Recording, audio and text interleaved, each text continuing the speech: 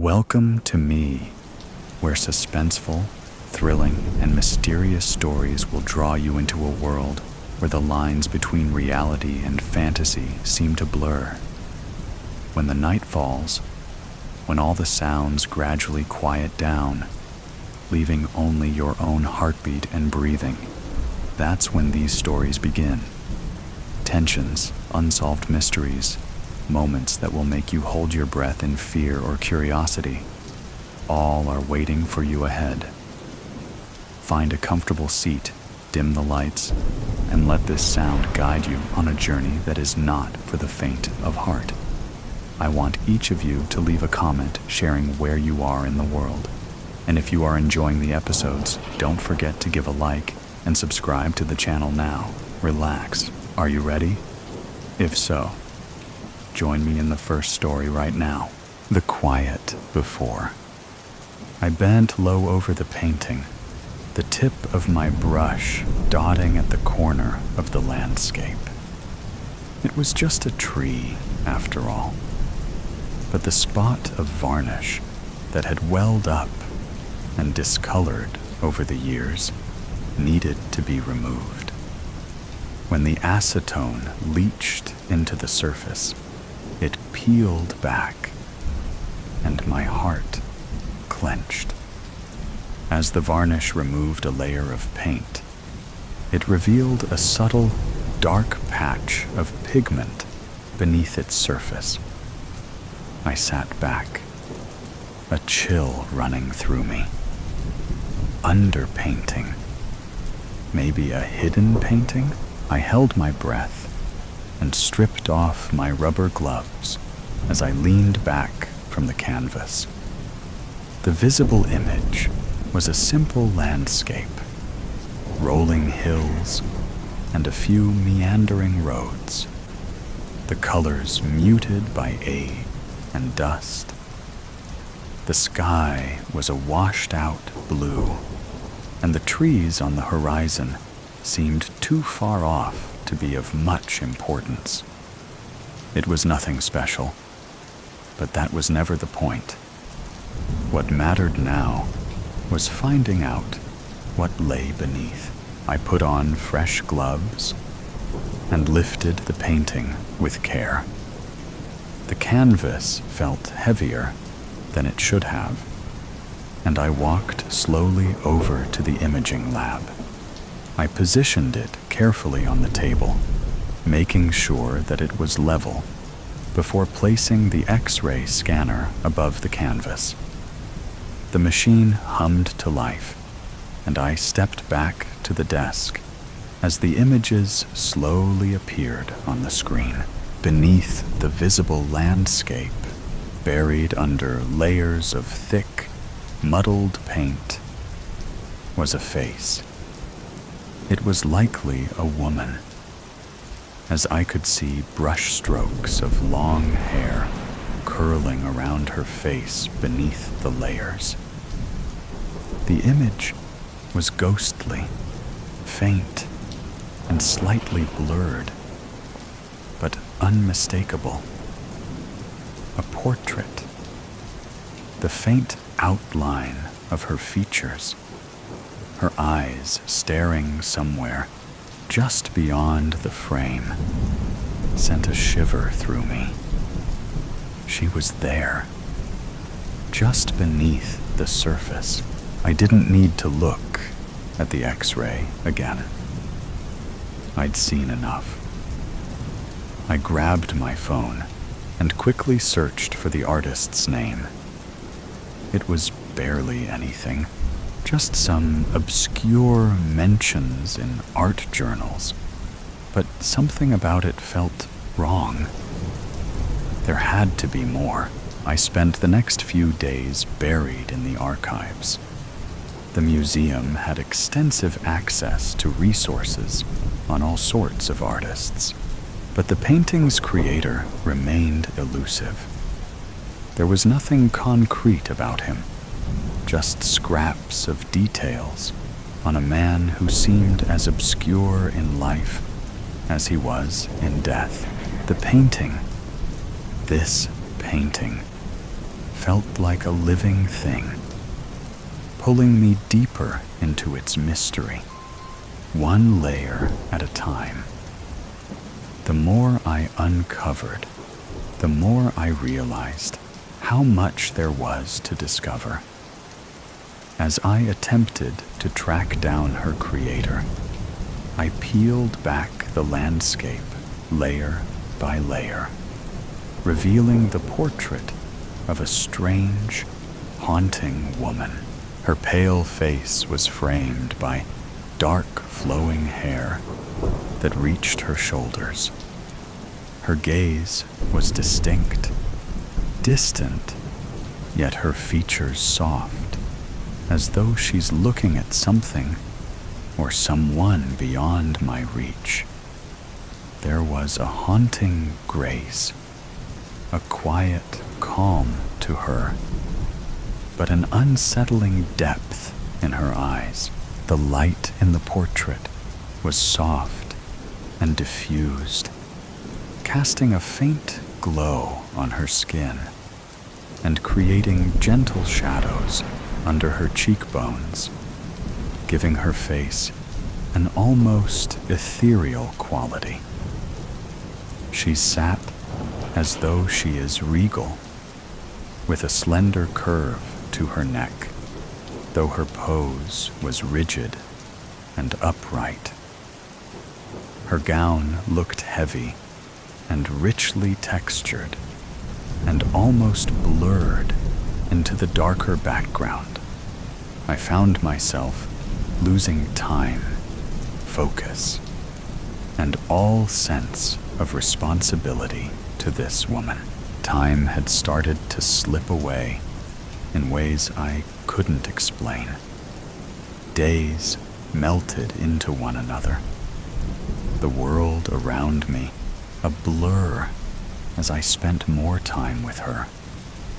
But no matter how much I uncovered, there was always a feeling that I was just scratching the surface.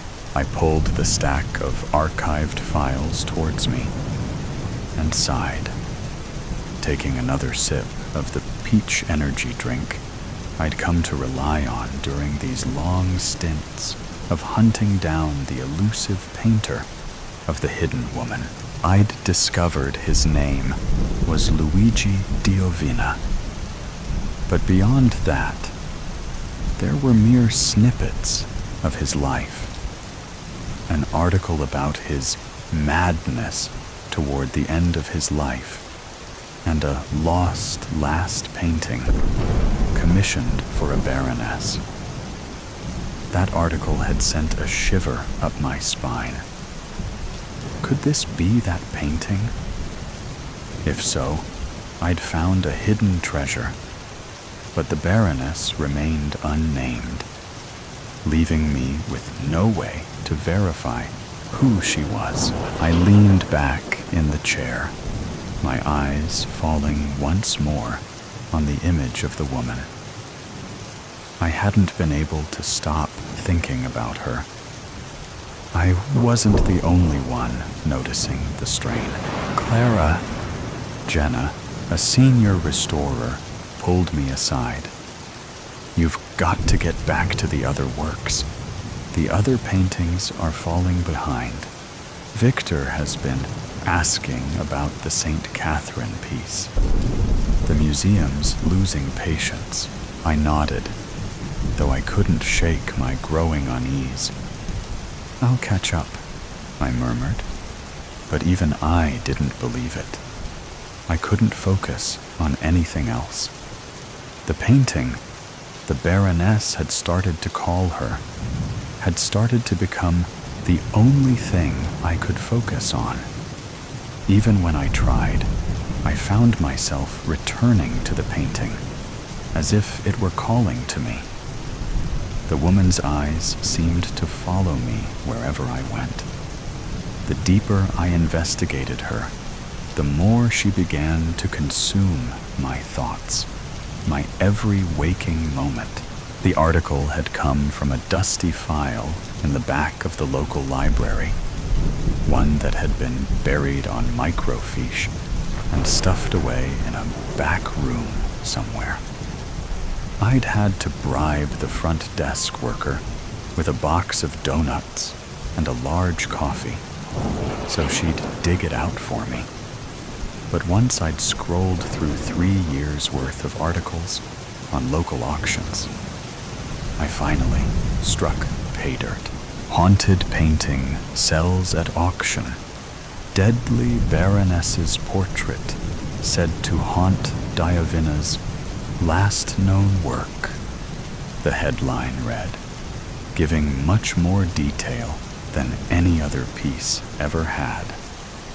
Though the Baroness was still unnamed, the full article mentioned the painter's dying days. Diavina's obsession with his final portrait left him a shadow of the man he once was. Those who knew him said he would often stand in front of the canvas, seemingly lost to time, as though the woman's eyes spoke to him.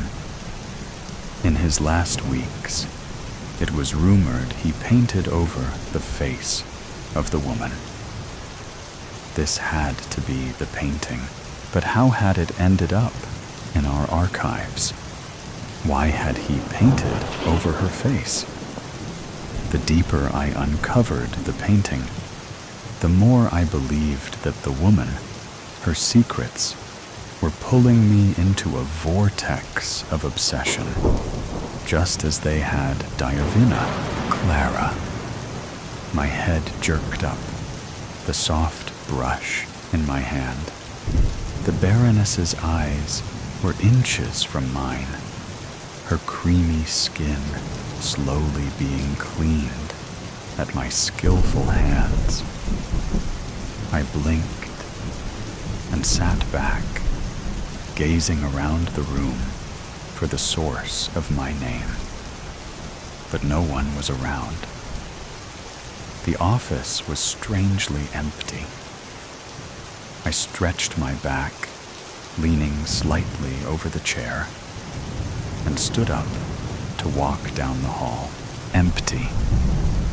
And it was dark. Curious, I walked a few steps towards the archives room. Clara! I whipped around. No one was there, but the voice had come from my office. I rushed back in, but found only the Baroness staring at me. Why were her eyes fixed on me? Her gaze had moved. Her eyes seemed to be fixed on me, just as obsessed with me as I was with her. As I stepped around the stacks of files, my tools, and other paintings I'd neglected in favor of the Baroness, her eyes followed me around the room. I slowly sat down on the stool I'd left in front of her, sitting eye to eye with her. It was only us in the room, no one else. The next day, I gazed around Vincent's office as he sat in front of me. His arms were crossed over his chest, and the furrow in his brow only deepened as he watched me fidgeting.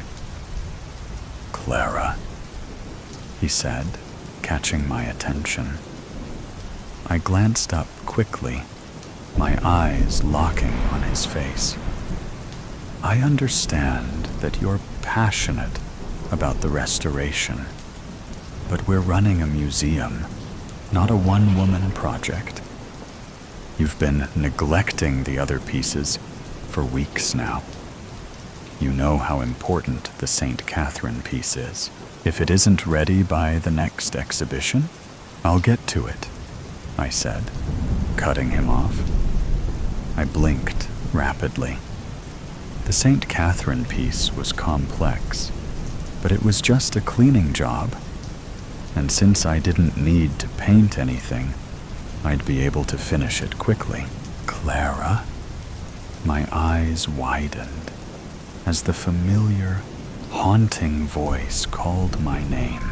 Do you realize how much time you've spent on this? Vincent paused, his eyes narrowing as he searched for the right words. This obsession. Don't ignore me.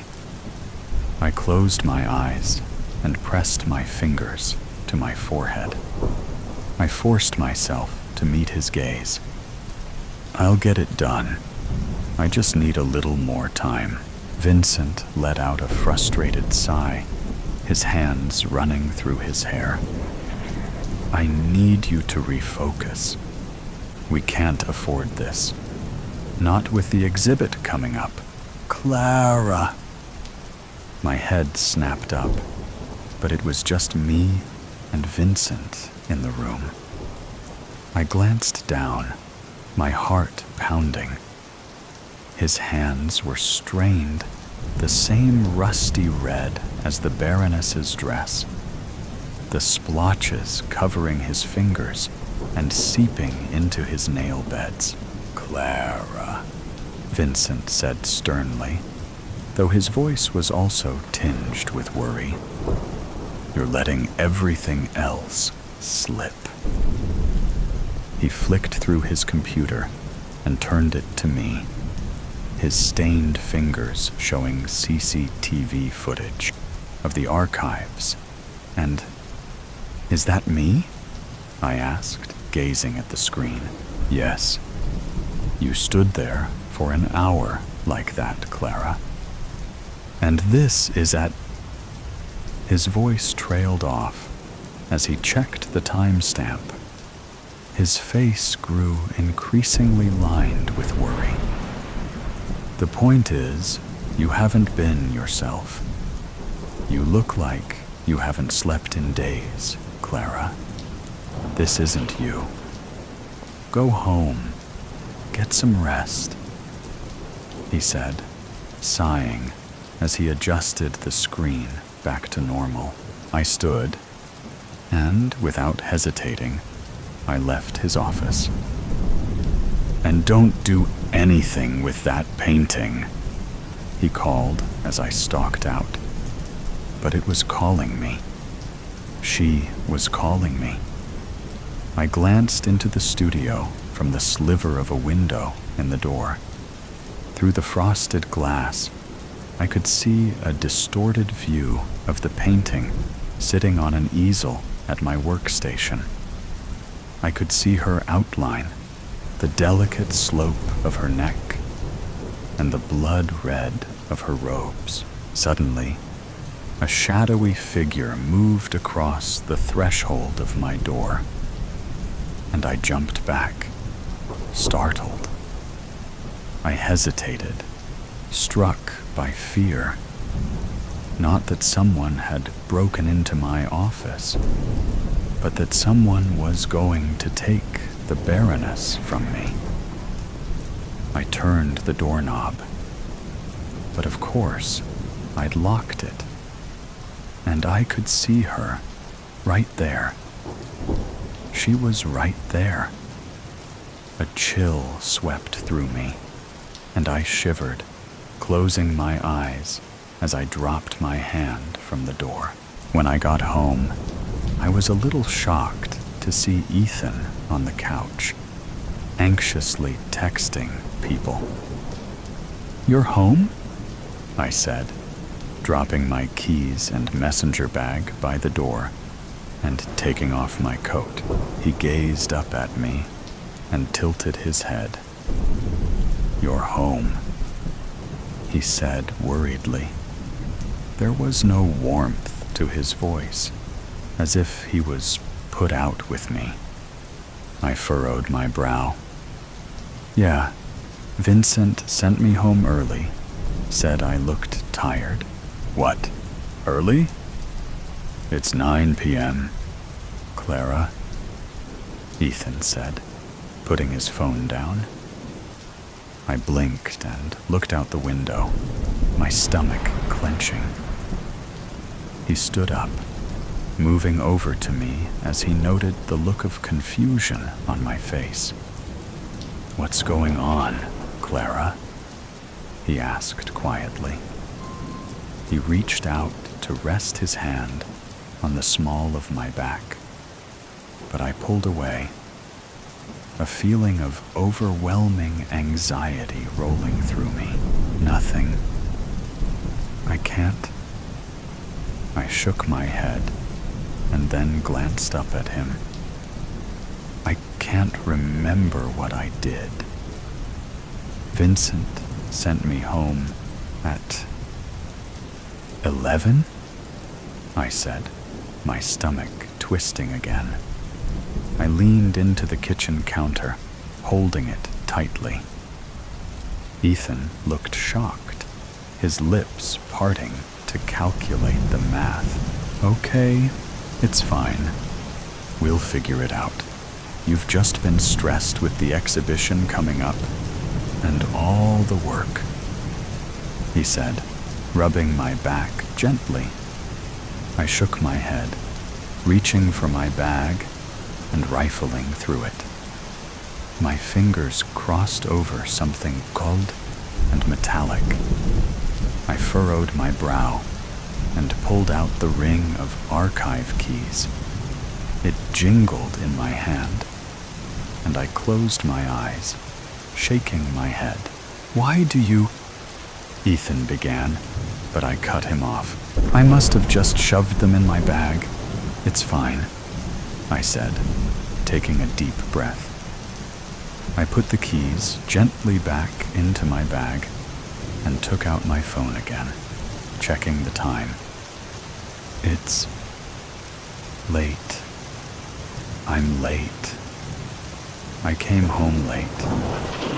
I'm just tired," I said slowly, rationalizing things to myself. "Okay, do you want to just call it a night? Get some rest? Maybe a shower?" Ethan asked.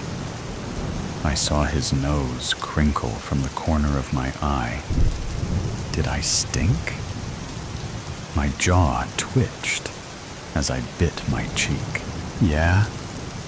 I nodded, but couldn't help the feeling that Diavina's barrenness had something to do with the loss of time.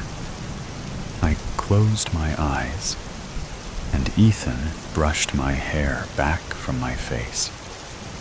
"Okay," I said, pulling away from him.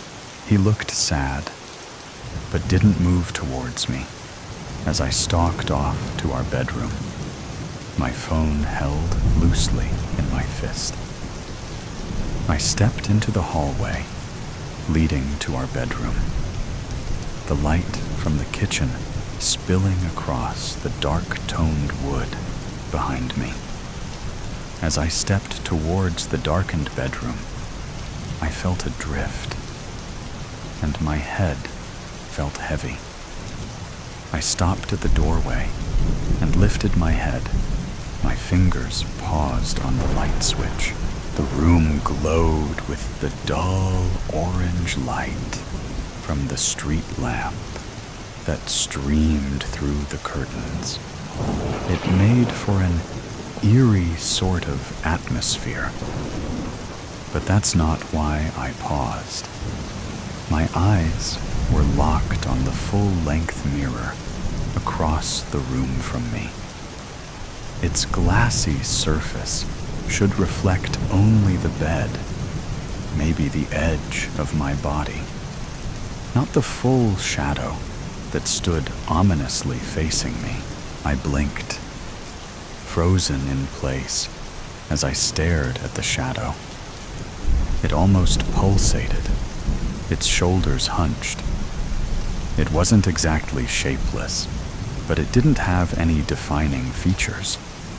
Still, it felt familiar in a way it shouldn't have been. My fingers twitched, brushing the edge of the light switch. I took a shaky breath. I flipped the switch, and the figure was gone as soon as light flooded the room. The mirror was empty.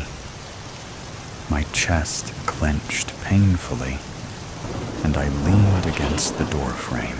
Slowly, I flicked the light again. There she was, dominating the mirror, a black mass. But I knew her. I knew who she was. I flicked the light on again, and she was gone. But just as quickly, I flicked it off, and she was there. Panic rose like a bile in my throat. Distantly, as if underwater, I could hear Ethan calling to me, but his words were lost. Because the Baroness was calling me, her voice was rising in a screaming ring in my ears. I trembled with fear as I stepped towards the mirror, towards her.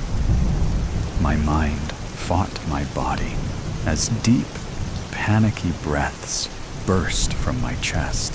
As I stepped up to the mirror, the shadow swelled and blossomed, the shrill screams rising to fever pitch in my ears. A hand wrapped around my shoulder just as the mirror shattered. It's with great pleasure that we present the final restored work of Luciano Diovina, the Baroness. Its beauty belies its tragic past, and we are proud to display it as a memorial to our departed co-worker. Vincent held the champagne glass aloft, then took a sip and stepped down from the podium. Beside him, the Baroness had been artfully restored, her colors vibrant, her skin creamy, her robes deep and gory slash of blood red. She looked almost youthful, brought back to life at Clara's skilled hands. It's a shame. An older woman stands next to a younger one, both eyeing the Baroness and the in memoriam plaque that had been hung next to her frame. The younger one nods, glancing nervously at the portrait. It's tragic. But did you hear about what happened with her boyfriend? I mean, the portrait, sure, it's gorgeous, but I heard it was bad. They glance at the painting. Like gruesome. Like she was obsessed? They cut off, clearly unsure how much to say. The older co-worker's voice drops even lower. Obsessed doesn't even cover it. But you didn't hear it from me. It's a horrible end, though. They each sip their champagne, the younger one shivering as if she said too much. The older glances down at her watch. Come on. The presentation. We're late. The suicide shop. The suicide shop. When I first saw Kevin Trask, he was almost naked. Perhaps fully naked in my mind's eye. But he was wearing the skimpiest of bathing suits as he got out of his pool, stretched and toweled himself in the noonday sun. He could have modeled for any underwear ad. He was that chiseled, with long, angular lines from head to toe. I was both disappointed and relieved when he put on a purple silk robe. How appropriate, I thought, for the king of his world. He had yet to speak, despite acknowledging my presence with a brief nod. He was dead wrong if he intended for me to feel cowed by his superiority. I hated what he did for a living. Inside or outside? He asked as he came closer to me. I must have looked confused, or perhaps still caught in the daze of watching him get out of the pool. The interview? Oh, okay, I stammered, instantly regretting how I must have sounded to him, but then quickly recovered. Inside, I said. Too much sun out here, and I did not bring sunscreen. Inside, I groaned, thinking I could not sound any more stupid and thrown off by his looks, like any schoolgirl, instead of a crack reporter for the daily interview, a serious national magazine, a Pulitzer Prize finalist, for God's sake. Jeannie Hawk, crack reporter, bowled over by a Chippendale. Follow me. He turned and walked away from the house, and then through a hidden door in the outbuilding next to the pool. I like to use this room, out of earshot of the staff. NDAs can only cover so much. I don't want to be overheard spilling state secrets, he said with a smile. The interview will take about an hour, I said. He sat down and pressed a button on the side of his chair. The wall on the right side rolled away to reveal floor-to-ceiling window panes, revealing a view of the valley and city below. Nice view, I said. Fit for the Lord of all he surveys.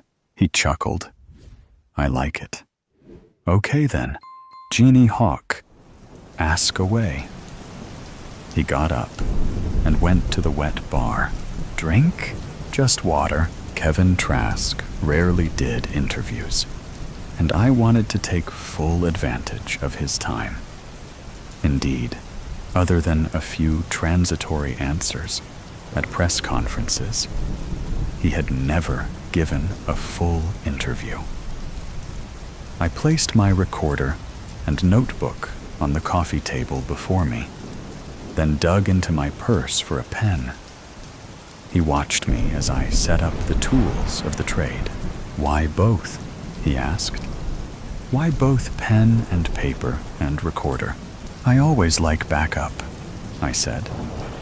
I never did trust technology. He shrugged. I do. I studied him, taking in the sculptured beauty of his face, the one plastered all over the country on magazines, billboards, and buses. He took you into his eyes, forgiving all, a confessor and father, brother, even lover, all at once, leaving you wanting to do nothing but fall into those eyes and let it all go, listening to his voice as he told you to come find the peace you sought, the release you need, the end you had to have. And here I was, sitting before the real person behind those ads. I shook myself back to the task at hand. This is Jeannie Hawk, date June 1st, 2035. So, Mr. Trask, he stopped me with a hand. Call me Kevin, he said, inviting me to continue. So, Kevin, I stressed the word. How did it all start? Where did you get the idea for the suicide shop? People have always wanted to kill themselves, Jeannie. I made a way for them to do that, and live should they choose, and also to die should they choose that. It turns out that being able to do that all in one place made for an attractive business. My turn to hold up a hand. Kevin, if I had wanted to listen to one of the suicide shop ads, I could have simply turned on the television. Every idea starts somewhere. I want to know your start. What drove you at the beginning and made you create all this? Trask watched me interminably, emotions playing deep in his green eyes. Then he seemed to come to a conclusion. I walked into the ocean to die, and I did not die. He paused a long second, and then began again. I walked into the ocean to die, to let the waves wash over me and take me away. I thought the pills I had taken with the booze I had drunk would kick in and block any pain. I had been depressed for a long time and wanted it to end. I picked a spot where, when I sat down, the water came up to my neck. Then I waited. Oddly, I did not think about much. I just sat and waited. Perhaps it was the booze and the drugs. I don't know. But what was ahead of me was just a blank. Nothing that held any terror. I fell asleep for what I thought would be the last time. The water would take me, and I would be at peace. When I woke, the first light of dawn glimmered on the horizon. I was now sitting on wet sand, naked, the water's edge now 5 feet behind me. The tide had gone out, not in, and now I was sober and exposed and very, very naked. I raced to my clothes, still piled on the sand. I pulled the shorts on and then slipped back into my hotel room. No one saw me on the beach at that time of the morning. I would have made quite a sight to the old couples who strolled the early morning hours on the sand, hunting for shells and health. You cannot imagine how foolish I felt, both lucky and a total failure simultaneously. The odd thing was that I no longer wished to die. My depression was gone, lifted from me like a weight that held me down. I felt light and released and did not fear the future. He stopped, not looking at me, lost in thoughts of long ago. I asked, "If you did not want to die anymore, then why did you start a company that provides suicide as a service?" He returned to the present, looked at me with those eyes that poured deep into my soul, and smiled. "Have you ever wanted to kill yourself, Jeannie?" "Of course not," I said, perhaps a bit too briskly. "I don't believe you. Most people want to, at least once at some point in their lives, only to be stopped by circumstance or fear. Morality offers only partial protection. When you do it, it seems like a good idea at the time. I never forgot that. I had truly wanted to die. I had no reservations, and yet I did not die. And in that not dying, my life was given back to me. I went to work in various businesses, creating a living for myself and doing very well. I watched as society's attitude toward suicide changed, and a new movement started. My life, my body movement swept the country, sometimes not easily, but it continued to grow.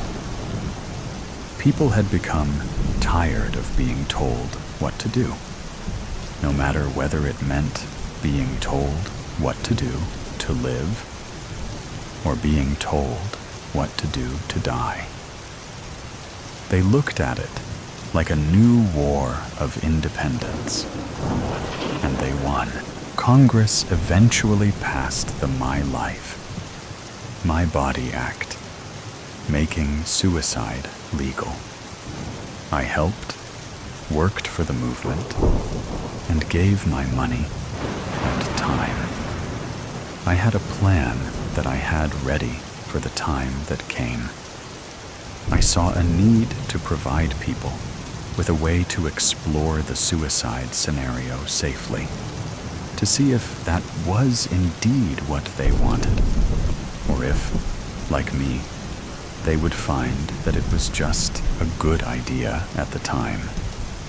So, I opened my first suicide shop. There, you could try the various ways to do yourself in. I expected that many people would regret the act if saved from it, just as I had been. I arranged multiple ways to try. A menu, so to speak, death a la carte, all safe unless you flipped off the safety switch. Then, it became permanent, but it was rarely used. Most preferred the safe try. The first shop was so successful that I franchised it, and it became the largest chain of any company in the country, and over the years, in the world. Would you like to see the inside of the shop? Absolutely. I followed him out of the house, down to a parking area with a large blue Rolls-Royce and a red Lamborghini. The chauffeur was waiting by the Rolls, and I expected him to get in that one, but he crossed the parking lot floor and held the door of the Lamborghini open for me. I like to drive. Do you feel you are doing all this for the money? I asked when we were driving. He just looked straight ahead, weaving in and out of the traffic, expertly guiding the car.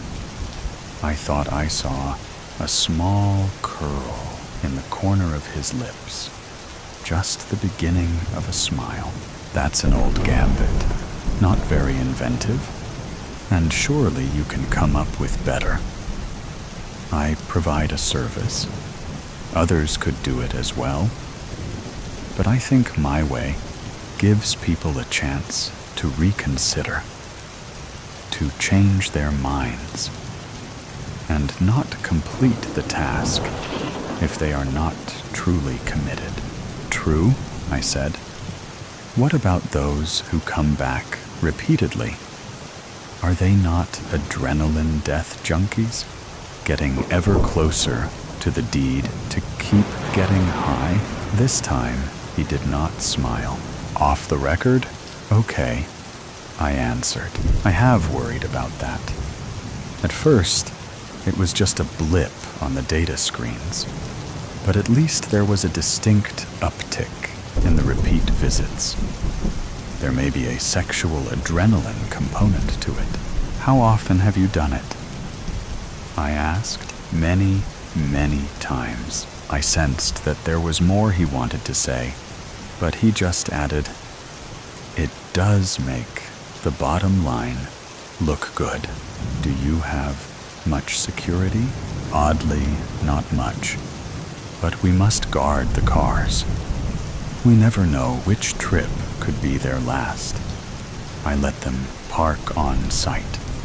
Public lots complained about the abandoned vehicles. He parked the car, and we got out.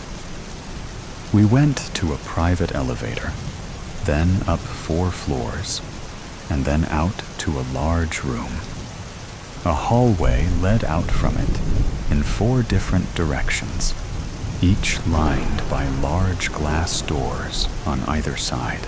He waved a languid arm to either side, and I watched pride form on his lips in a slow smile. Each room is a different experience, he said. Each room will be tuned to an individual's desires, just like tuning your radio dial to the deadly channel of death. This one, he said, pointing to the room to his right, is the overdose room, complete with all the world's favorite drugs, packaged in pill or IV form. If you want to go right to the edge and be pulled back, you must leave the safety switch in the safe position, and an aide will administer the antidote. Tell me of the other rooms. He moved on, waving his hand to either side, pointing out rooms for gunshots, cutting your wrists, throwing yourself out of a building or a cliff, car wrecks, death. By misadventure, even death by cop.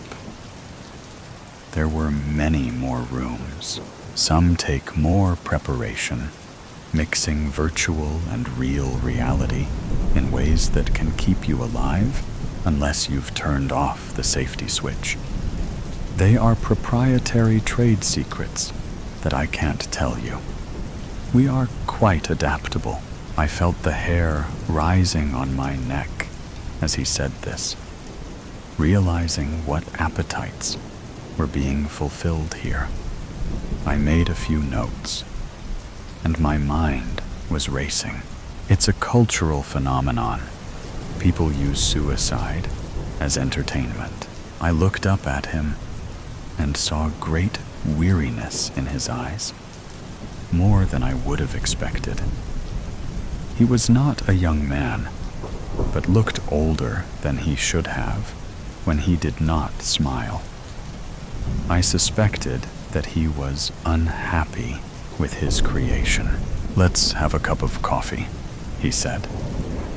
He led me down the hallway around the corner.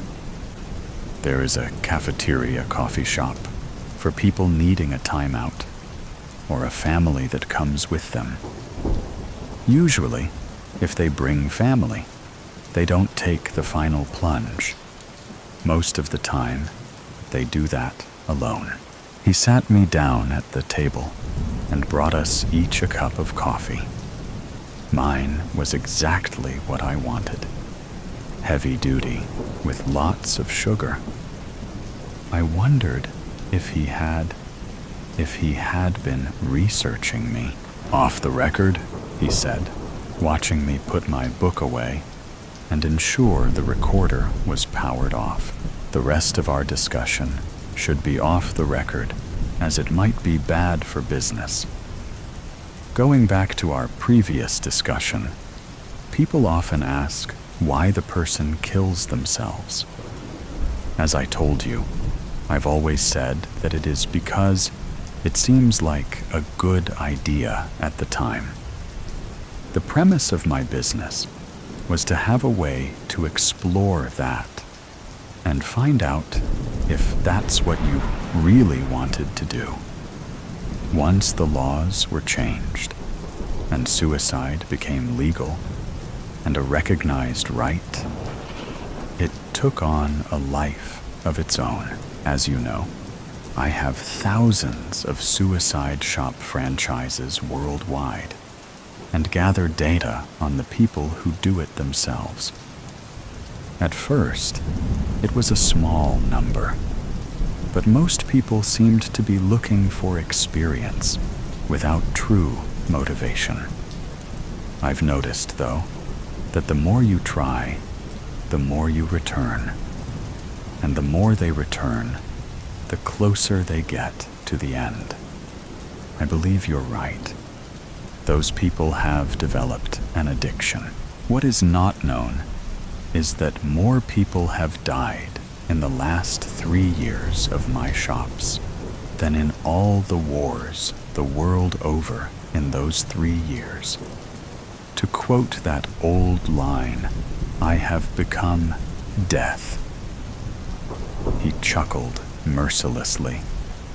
Beware of unintended consequences. Can you stop it? I said.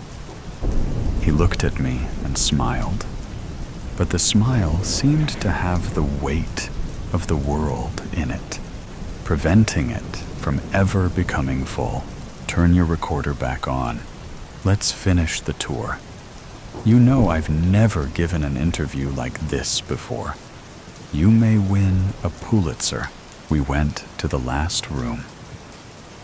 Inside the center of the room was a guillotine, one of my new additions. This device is one of the most efficient ways to kill ever invented. It's foolproof with the proper machine, quick in its finality, and I hope it is painless, although you can't ask the subject after it's done. Of course, it has a safety switch, and as with all the rooms, I can measure all the physiologic signs right up to the actual death moment. This room has not had a customer yet. I would expect it to be the same. The sensors review the data and come up with what I call the fear acceptance ratio. The closer to 0 that ratio gets, the more certain it becomes that the person will go through with it and kill themselves. I have placed a monitor in each room that the customer cannot see, but my technicians can. That's it, there on the far wall. If my technicians see the number getting close to 0, they know to be ready to call in the cleanup crew. That's a detail that has never been revealed. Be sure you write that down. The safety switch is there, by the right hand. In order to have the machine complete the task, you have to push it all the way to the right, and a green light will come on, and the computer will ask you if you are sure. If you say yes, the blade drops. He looked at me and asked, "Are you getting everything?" I nodded. "Stay here then, and watch." Then he slipped inside the room. I was unsure, but I thought I had heard him lock it. I saw him lay down on the guillotine and put the bracket over his neck, and heard it click into place. I heard his voice tell me the sensors were built into the machine. I looked at the monitor on the far wall and saw a flashing number that started at 7 and then crept quickly to 0. "Are you getting all that?" I heard him say. "Yes," I said, feeling a tremor of doom start to shake me. I wanted him out of that room. I saw him grasp the safety switch. His hand slowly pushed it towards the right. "Remember everything I said," I heard him say, as I tried to force my way through the door, but realized it was useless. Through the glass, I saw the safety switch turn green and heard the computer's voice asking if he was sure. Holding what I felt was my last breath, I heard him say, "Yes." "No, don't!" I screamed. "No, don't!" The blade dropped. The last thing I saw as my scream faded was his head rolling on the floor, stopping next to the glass, his dead green eyes on mine. I was still crying. No, don't. Bafts. I don't think you should. I really don't think you should. Get your anxiety under control. Do you know the consequences of doing something like this? Do you know the consequences of not doing it? We could die. We could die. So many more can die if we don't. You're not thinking. You're being selfish. Selfish? Did you ever consider that we're here because we're heroes? Heroes? Do you have a god complex? If we pull this off, we'll save millions. Tell me that's not heroic. So you are doing it to be famous?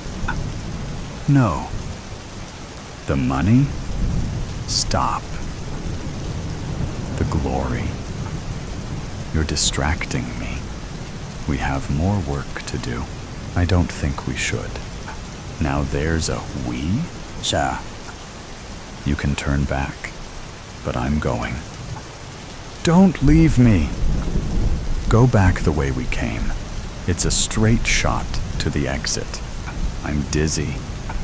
Breathe. I'm so faint. I don't have time for this. Ow!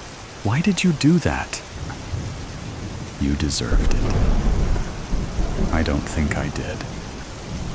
Fine. Stay here then. Don't leave. I have to keep moving. You're such an Shh. What's that? Shh. What's that? We're running out of time. Come on. What was that? Not sure. It came from the way we came. So, no exit? Likely not. No choice but to keep it moving. How much longer? Are you really asking me if we're there yet? No, I'm asking you how much longer until we get there. Here. What's this? What do you think it is? Well, it's obviously map, but it looks like my son drew it. Shh.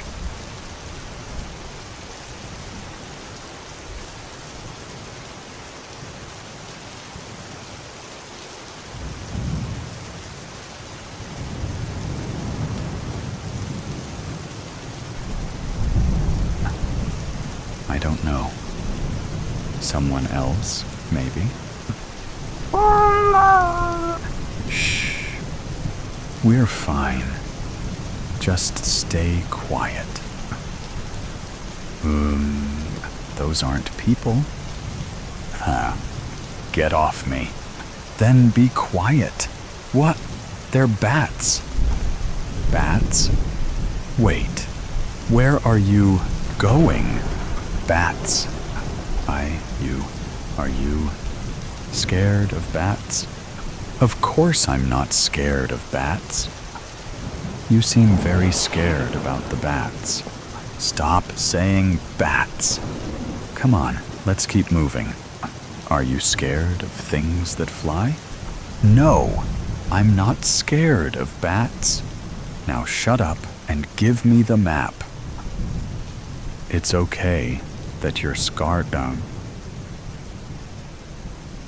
Shut up. It's this way. Let's keep moving. Why? If it was just bats, then we can go back. Humanity's survival depends on it. Oh, really? Let's think. We're in a dark cave, trying to find the greatest threat to humanity. With a map that looks like it was drawn by a toddler, We almost got mauled by bats. And now we're lost. We're not lost? Then where are we? We're close. Left or right? Left. The bats went left. Right. Yup. I mean, let's go right. Because you're scared of the bats? Because the bats won't go where the weapons is. Right. Right. How do you know it's a weapon? What? The corp never said it was a weapon. They said they didn't know what the threat looks like. What else could it be? A person. A person? Really? I don't know. I don't know what we're looking for, or how our bosses don't know anything either. With all the money at the corp, you would think they would have a better idea, or a better map. We know it's a threat to humanity, and it's somewhere in this cave. Right. No, I don't think right was right. Are you saying that because of this dead end?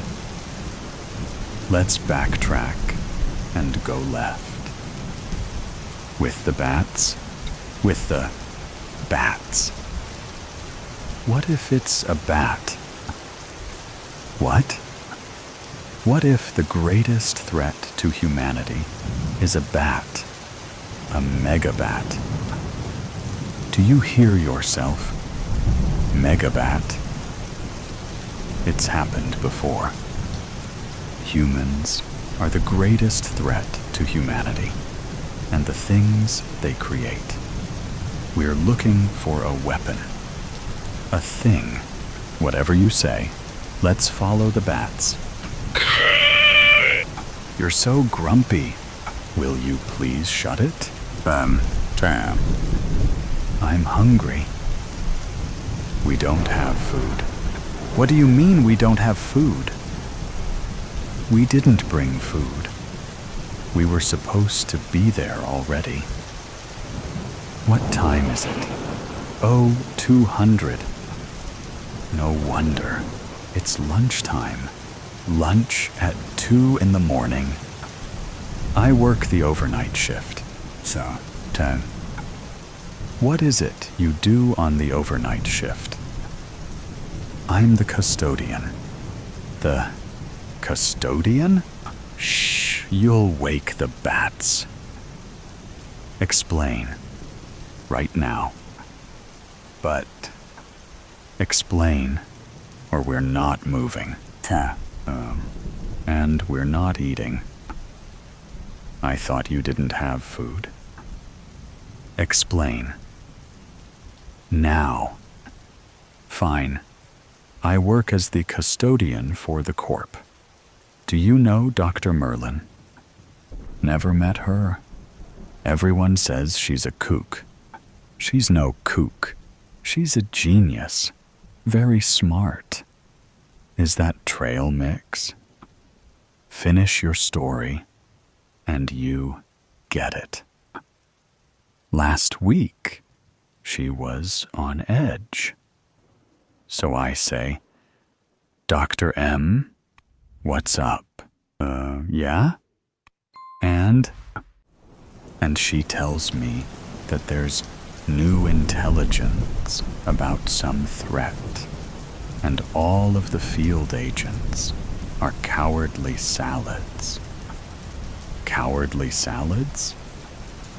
She's a tough lady, but she talks like an old-timey movie star sometimes.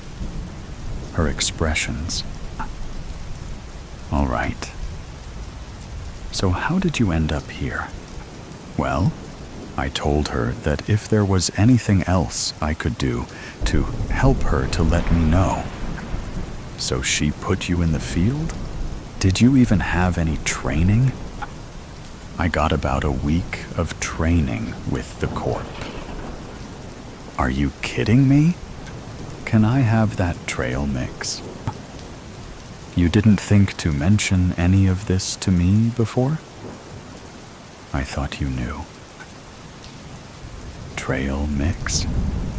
Here, let's keep moving. Holy shit. Uh-oh? No, no, no, no, no. I told you it was Bafts. Hey, my trail mix. Focus. Why aren't they on the ceiling? They look like they're protected something. Someone. What? Look, there's hair. Oh, no. Nope. Nope.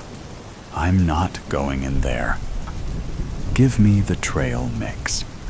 Stop thinking about food.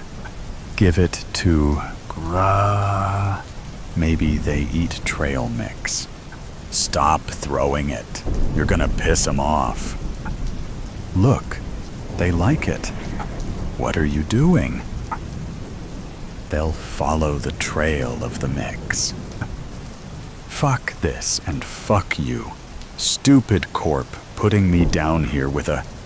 It's working. Cowardly salad. Don't even Is that a real person? I told you the weapon wasn't a thing. Here, bats. Here, my little cutie patooties. Hey!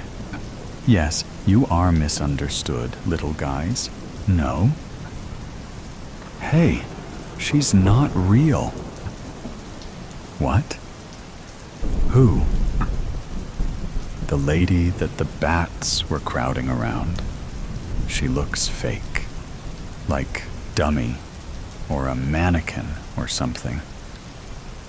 Oh no. What? I think that's Dr. Merlin.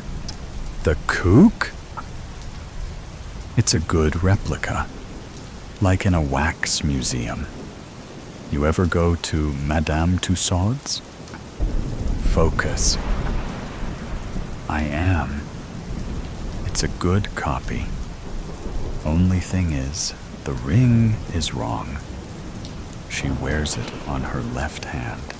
Don't touch her! Wow. Did you just do that?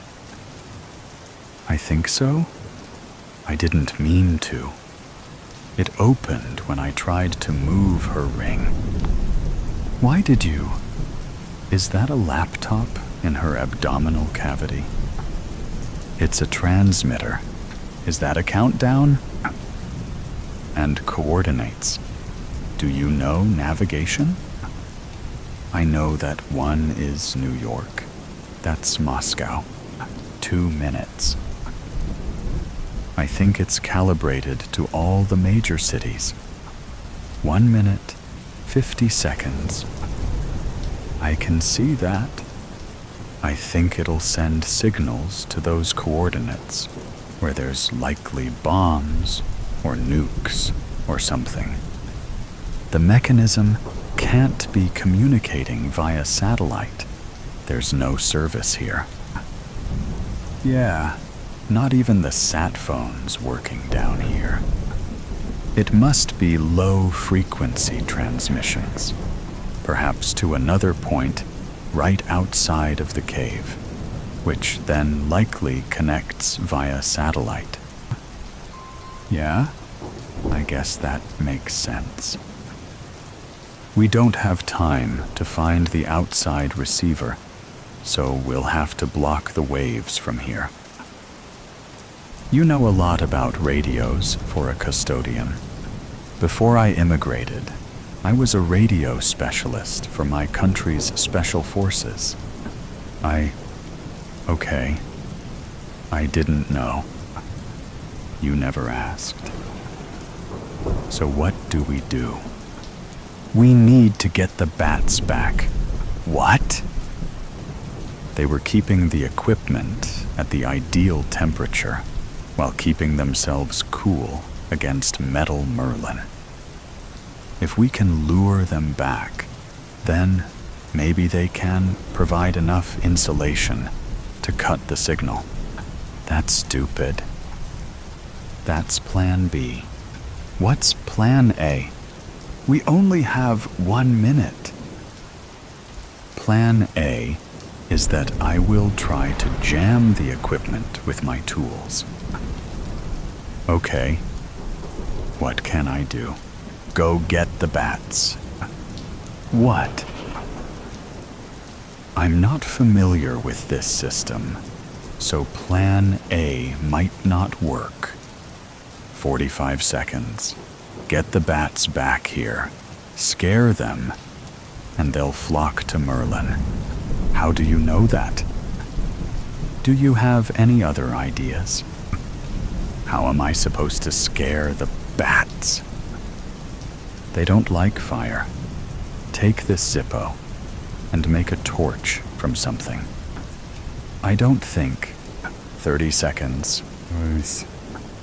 Merlin, what have you done? I believed in you.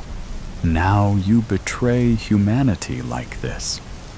What a shame, because you really are a genius. I have no idea how you made this transmitter, but it is very elegant. I'm impressed, disappointed, but also very impressed. 10 seconds. We're not going to make it. Oh. Yes, over here, cutie patooties. Go to your mama. Go, go. Why are you in your underwear? I put my clothes over Robot Merlin to try and damp the signal. Why are your underwear? I made torches. Good work. Yeah, you too. Do you think it worked? We won't know until we get outside. Let's go then. Here, take a torch. Thanks. You were a very brave salad with the bats. Yeah, I'm sorry I didn't ask you anything about yourself, and for slapping you. All good. Do you have any more trail mix? Night call. What do you want? Hey, can you come over? Are you fucking serious? It is 3 in the morning. No! So, I'm sorry. I know it's late. I just really need you to come to the house right now. I can't believe you. You blocked me. What makes you think I want to see you right now? I've been trying to reach out to you for weeks. Peter, you can lecture me all you want in person when you get here. I really need you to come over fast. No, forget it. Bye. There's a man outside. What? What does that mean? I don't know. I just woke up. I got up, and when I walked by the window, I noticed that there's this guy standing outside, and he's looking up at me.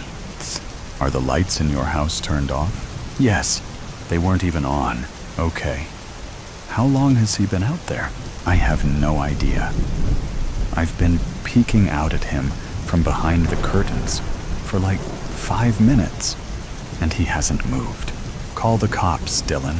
I don't think they'll take it seriously. He's across the street. He's nowhere near my property. He isn't really doing anything. He might just live in the neighborhood. He'll probably move along soon, but he's been just standing there for a while. It's freaking me out. Well, I don't know what to tell you, dude. Wake up your dad? My dad can't fucking walk. What do you think he's gonna do? So is this urgent or not? Why did you call me? What do you want me to do about it? I don't know. I thought you could maybe pull up in the driveway or something. That might be enough to scare him off. All right, Dylan.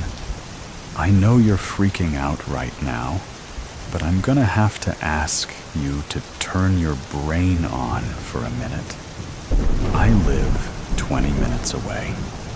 Even if I were all too thrilled to jump in my car at the ass crack of dawn and drive over to you, I'd bet you anything that this guy is gonna be gone by the time that I get there. I am not wasting my time and burning gas so that I can drive over to your side of town for nothing. I've already done way too much of that when we were together.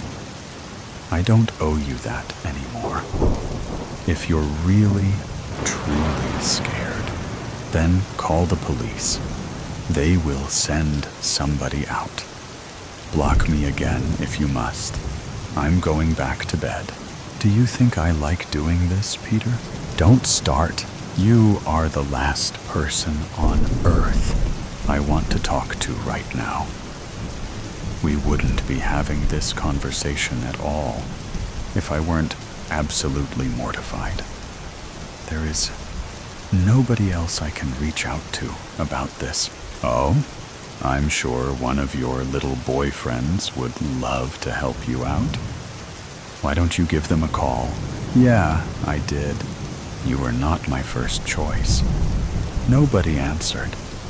I thought you were mature enough to set your bitterness aside and come help me. I thought my safety would matter more to you than all the trivial problems you had with me. My mistake. Dylan, quit fucking around and call the police. I'm not gonna argue with you. God, you're dense. Wait, I know what this is about. What, Peter? Enlighten me. What do you think you know? There is no guy. What are you talking about? I'm looking right at him. There's nobody outside. I know you, dude. You're scared of everything. There is no way in hell that you'd let some random man stand outside your house and look in your window any time of the day, especially not at 3 in the morning. You would have called the police immediately, not taken any risk calling me to come do something about it. You know that I don't like cops. Yeah, I didn't forget. I know that you don't like creepy men either. You've always struggled with common sense, but I don't think you'd waste so much time reaching out to me if you felt like you were in any real danger. I think you're pulling some fake emergency shit so you can get my attention. Yeah, I think you've been wanting to reach out to me, but you don't want to talk about everything that went down between us before you blocked me. I think it's an immature and disgusting thing to lie about. But it doesn't surprise me that you'd pull something like this. Look, call me tomorrow, and we can talk about things. This is just not a good time right now. He's gone. Dylan, were you listening to me? Yeah, whatever. I looked away from the window while you were talking, and I looked back, and the guy isn't there anymore. Oh, I'm sure. Hold on, I'm gonna open the window. Take your time, bud. He's not anywhere down the street. I'm going to check the backyard. I don't remember if I locked the gate or not. So are you just gonna completely ignore everything that I just said to you? Sorry, I kinda zoned out. What did you say? You're fucking sick, man. Is that all? No, it isn't. This little scheme of yours is fucking revolting. I never should have answered your call. I don't have time for this bullshit. I have to get up for work in 3 hours. I know that this is fake because you still haven't called the police. You haven't denied a single thing that I accused you of. You're gonna stretch this conversation out for as long as you can. There's no man in your yard. There never was. You wanted my attention, and you got it. This is genuinely the worst thing you've ever done, Dylan. I hope you know that. I don't want to hear from you ever again after I hang up this call. I'm done with you. I've put up with your bullshit for nearly 5 years, and it ends tonight. This really pisses me off, man. Dylan, are you listening to me? Dylan. Hi, sorry. Dylan? What happened? Oh, nothing. Huh? Sorry to bother you. I'm gonna go. Wait. Why do you sound like that? What do you mean? You sound different. How? Your voice. It sounds rougher than it did before. I've got allergies. Good night. Hey, hold on. What? Did you hear anything that I told you? I set my phone down. Sorry. Did you go outside? Yes? Okay. Was the gate locked? Yes, I locked it. That's good. So, there's no guy? No. I need you to be 1,000% honest with me, Dylan. Okay. Was there ever really a man outside? No. So you were lying in order to reach out to me? Yeah. Why? I don't know. Is there anything you wanted to talk to me about? No. It's late. I'll call you tomorrow. Hey, Dylan? What? What's my name? My dad is calling me. Dylan, say my name. Good night. Dylan! Hail Mary. The man lay prone on the edge of thick woods, sighting down the scope of a .30-06 hunting rifle.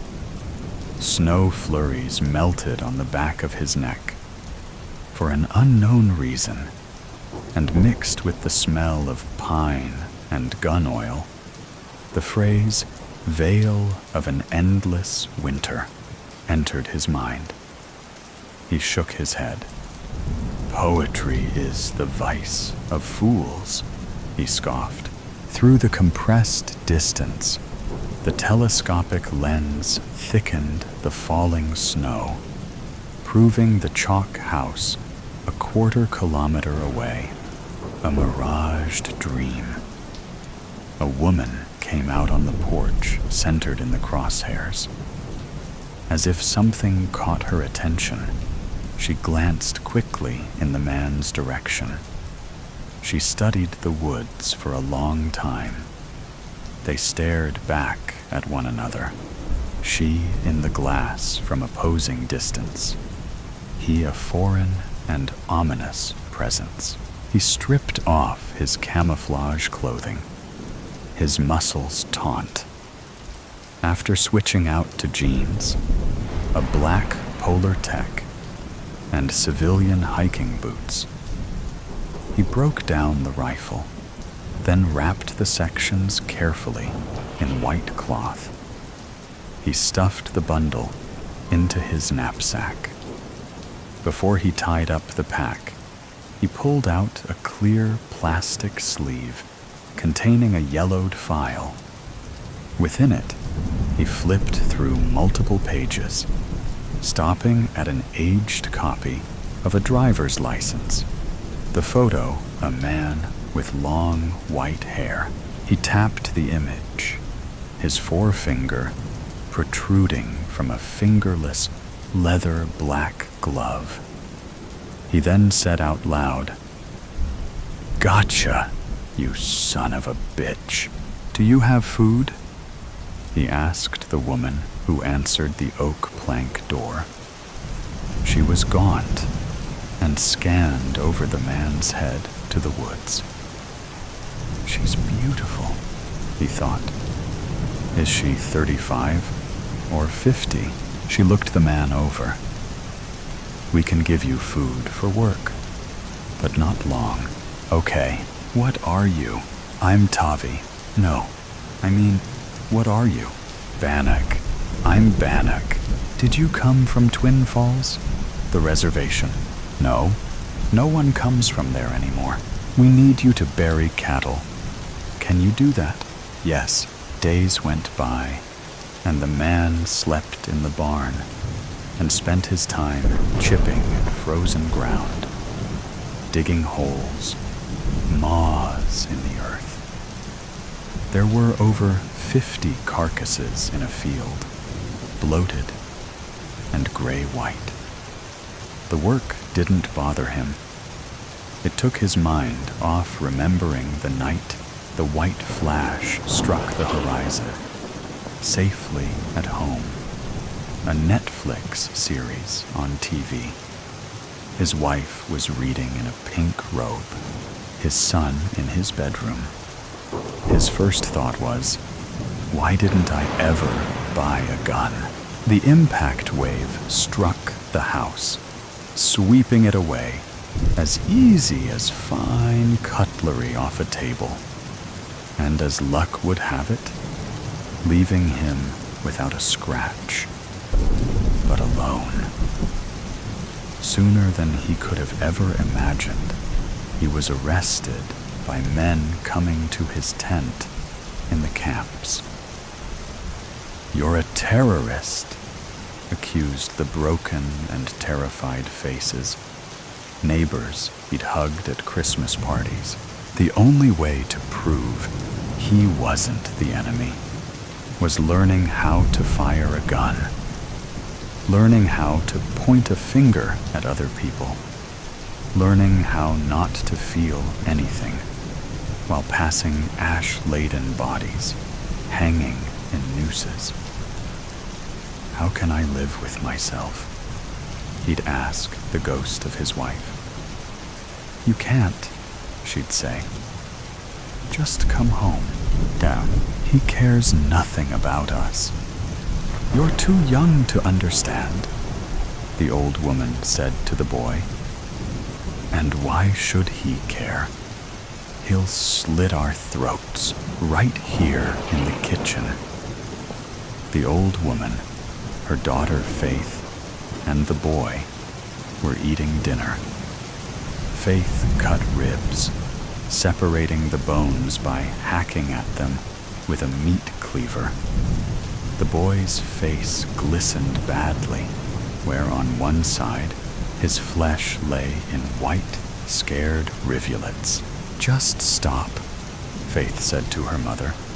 He's only 12. No one spoke for over a minute, while the old woman stared at Faith cutting the meat. He's scum, you know. Only an Indian would bury livestock for a living. With her elbows spread wide, her pincered teeth darted back and forth, pecking small pieces of flesh.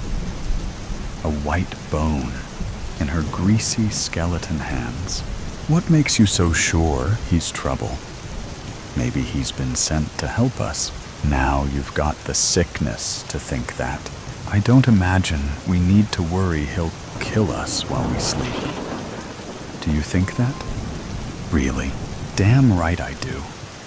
That's exactly what he'll do if we're not careful.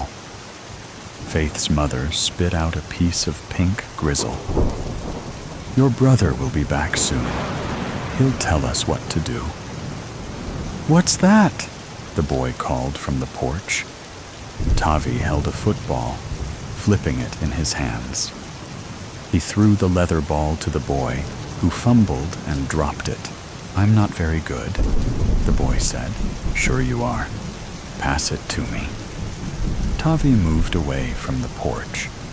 The boy was thin and moved like a young man, and Tavi's face grimaced, remembering a day when the sky was blue and fall leaves yellow and red.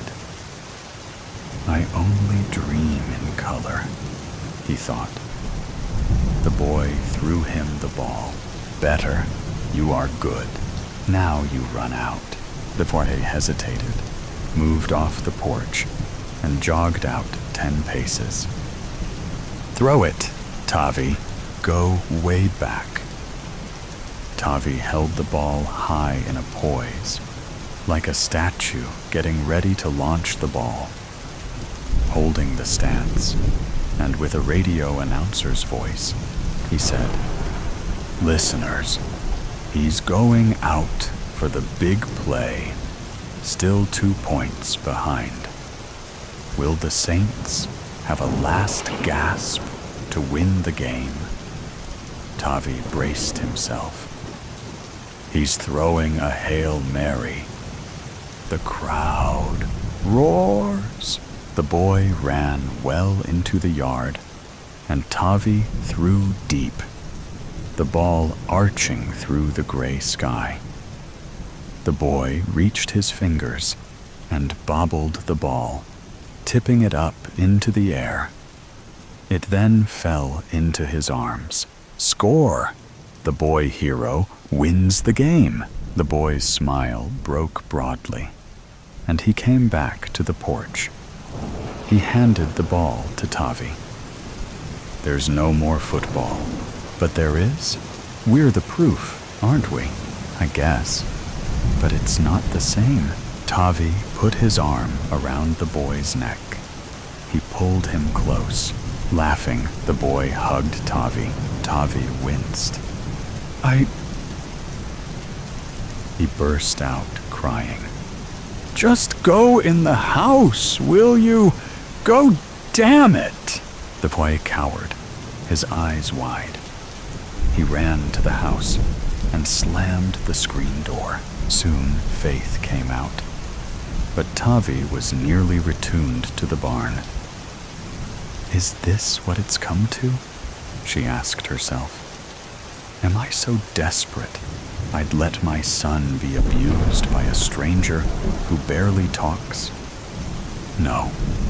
Even with your life stripped away, you still have something. Your son. He is the only pure honesty left. What keeps you alive." She plodded to the barn and then leaned against the barn door. Tavi's shirt was off, and he was pumping water into a bucket.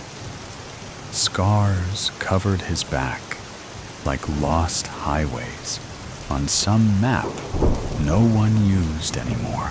"You don't yell at my son," Faith said. Tavi glanced up. "I'm sorry."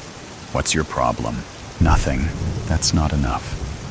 If you want to stay, you need to tell me." "It's nothing, okay?" "What? Tell me."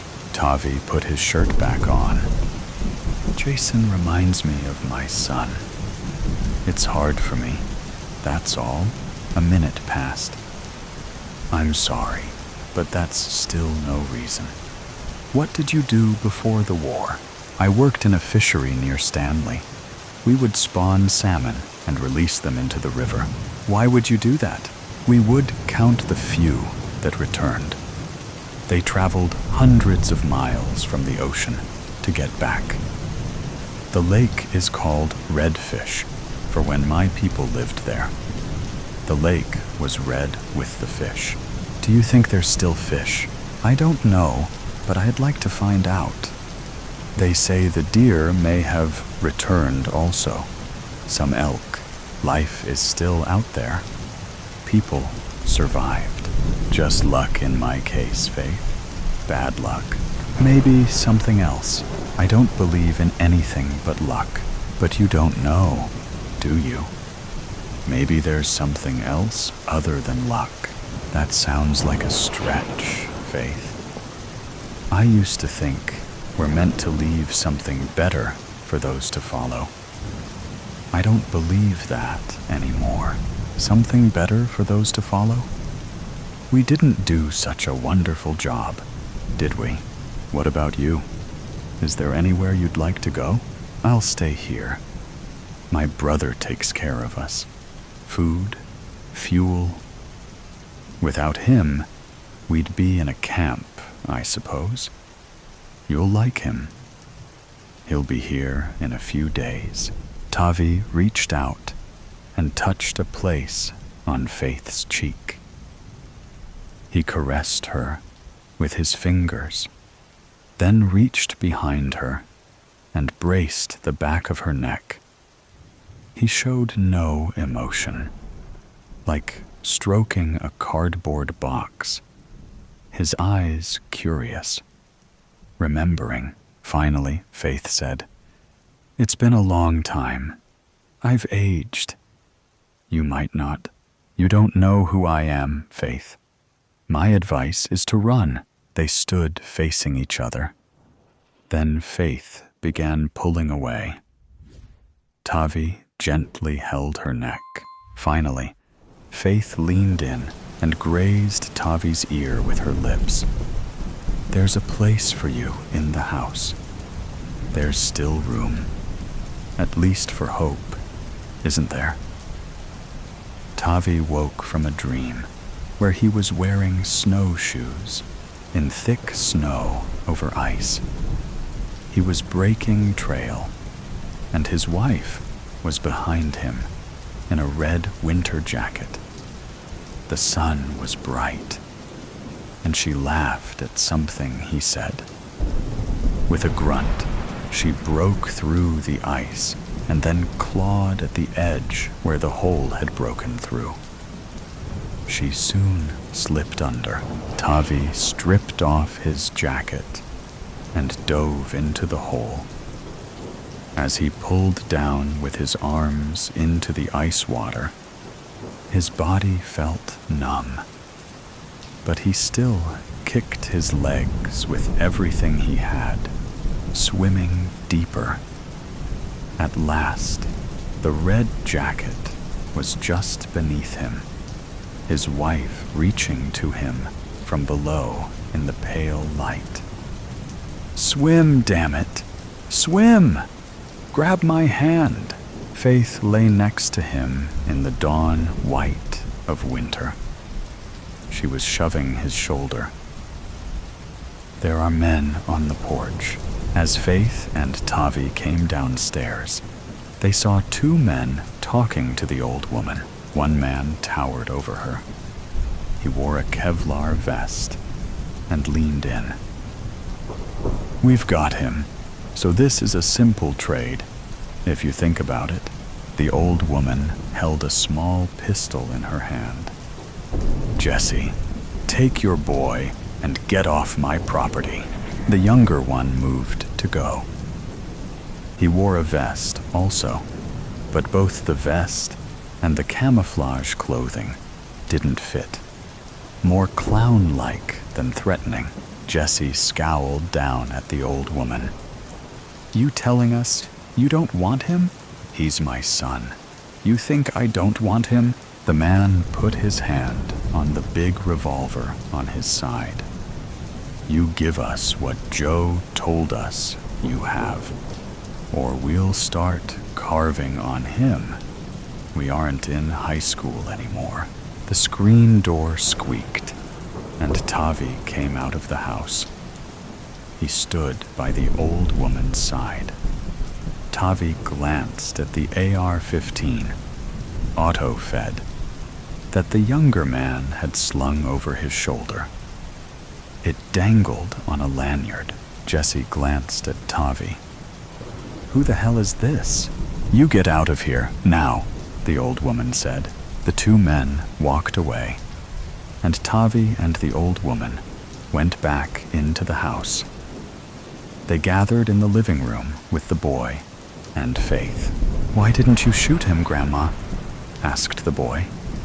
He went to the window and peered through. "That's Jesse Rollins." "Yes, "It is," said the old woman. "Now move away from the window." "What did they mean by saying they have Joe?" Faith asked.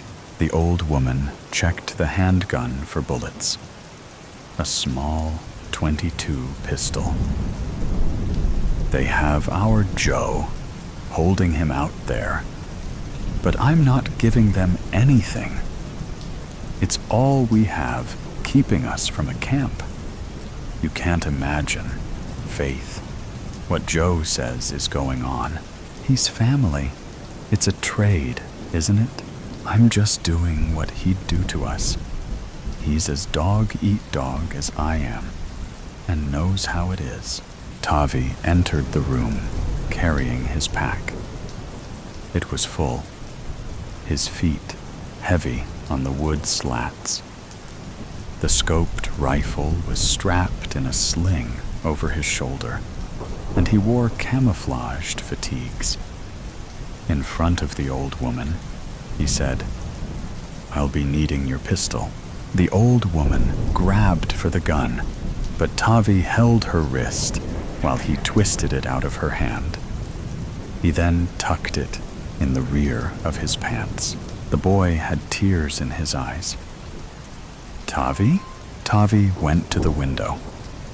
He stared for a long time, and then, in a quick motion, he turned over the yellow pine table on its side, dishes shattering, and dragged it to the window. He grabbed a chair, crouched on the seat, and lay the rifle barrel on the edge of the table. Leaning into the scope, the staked-out man 50 yards away came into focus. It had stopped snowing, and the crosshairs remained steady on the man's head, resolute and sharp. The man's hair was long and white. "There's your humanity," the old woman screamed at Faith. "You see it now, don't you, darling?" Tavi lifted the rifle. "Jason, come here." He dragged over another chair. "I'm going to go out there and draw those men out of the woods. When you see the smaller man come out with the rifle, he intends to kill me. Do you understand that? You shoot him, okay? Don't think about it. Just pull the trigger. Here, place your eye on the scope like this. Do you think you can do it?" He passed the rifle to Jason.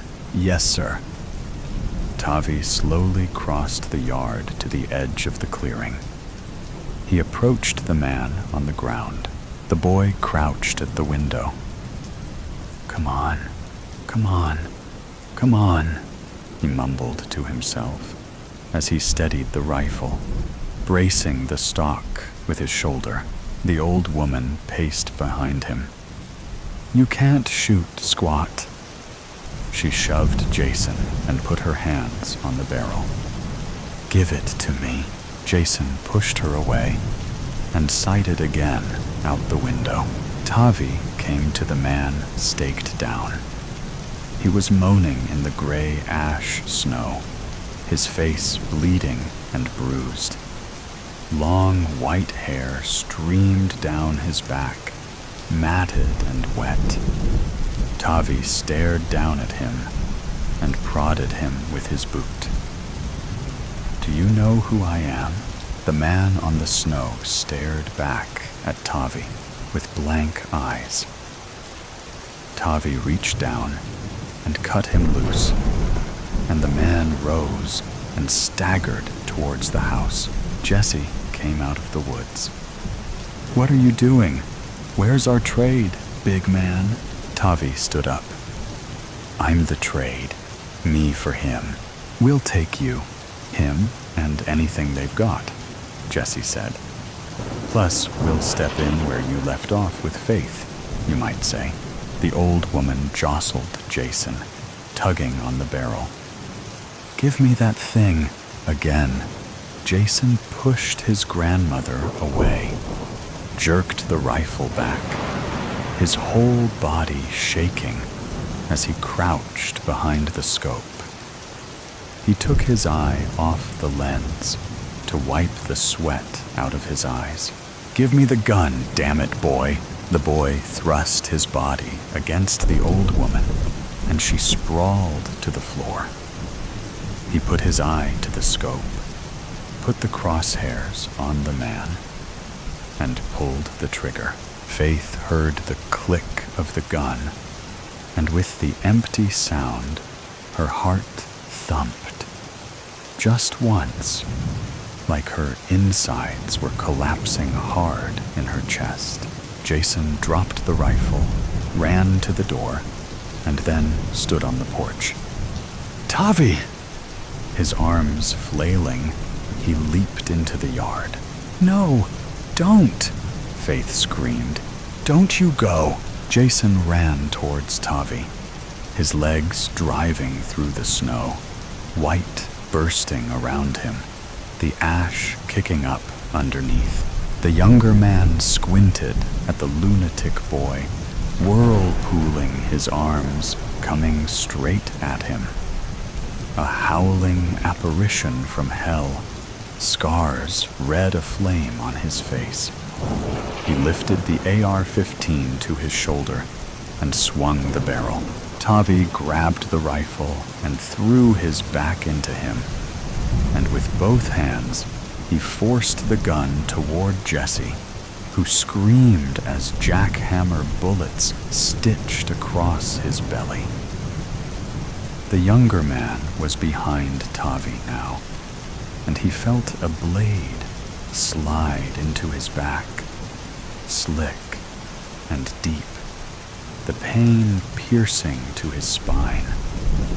He fell away and turned as he hit the ground, and reached the pistol behind his back and fired into the young man. Tavi dreamed. The water was deep, a pure crystal blue. He pulled with his arms and kicked as hard as he could to fight, to descend. He tasted salt. And then his wife was there in her red jacket and broad-faced smile, reaching to him from below. The water was warm as he went deeper, so very warm. She stretched to him, her face with such a smile. "Grab my hand," she said, and he did. They began swimming against the current, silent but deadly. The grass waves to the breath-filled song of the wind. No, wait. That doesn't sound quite right. Maybe just the voice of the wind. The luscious grass dances as the wind sings. Something like that anyway.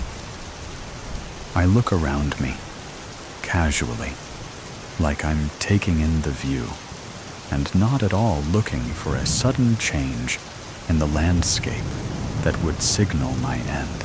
Should I admit that I'm scared? I'd be mad not to. But then this is madness. I'm narrating my life because my life actually depends on it. The moment I go quiet, it'll come for me. I know that much. Sneaky bollocks, tricking people into being quiet when that's how it finds them. I still don't get that. What form of creature finds its prey via silence? I thought it might hate sound, but no one is quiet in their final moments. And it doesn't seem fazed by the screaming. I shouldn't talk about that. Difficult to filter, though. I can't stop the words coming out. The words are my shield. All I have to do is think of things to say as I walk these next few fields, and then I'll be in the next village, and I can find a radio or just something, anything, to make some noise for me. Then I can sleep. I am so tired. Wait a minute. What if I yawn? Does a yawn count? Or will I be interrupting the flow of sound that protects me? I can't fall or hit a limb against anything, nor can I snag myself on an errant nail. Errant. Where did that come from? I've noticed that my language is getting more flowery. That's good. I don't have to find quite so many words. They're flowing out from me, as though the tap in my mind has been turned a little more. I never knew I had a tap in my mind. This'll do. I can manage this. And I need to stay on top of it, conscious of the stream. I don't want to get carried away and pause in a fog of confusion. I could say any old words. I could do that, but I think I'd go mad as I stirred that crazy word salad around. And then where would I be? I need to keep it together, find somewhere to sit it out, surround myself with a wall of sound, and then sleep. Sleep seems a world away. I'd need someone with me so we could take it in turns to sit watch. Would that work? Would a radio even work? Does it work if the noise isn't coming from you? Does the quality of the sound make a difference? A voice that comes from a mouth is different to one that comes via a speaker. Am I kidding myself? Does it matter that I'm kidding myself? I've made it this far, and that's pretty good. I had safety in numbers for a while back there. It's about survival now. I'm on my own.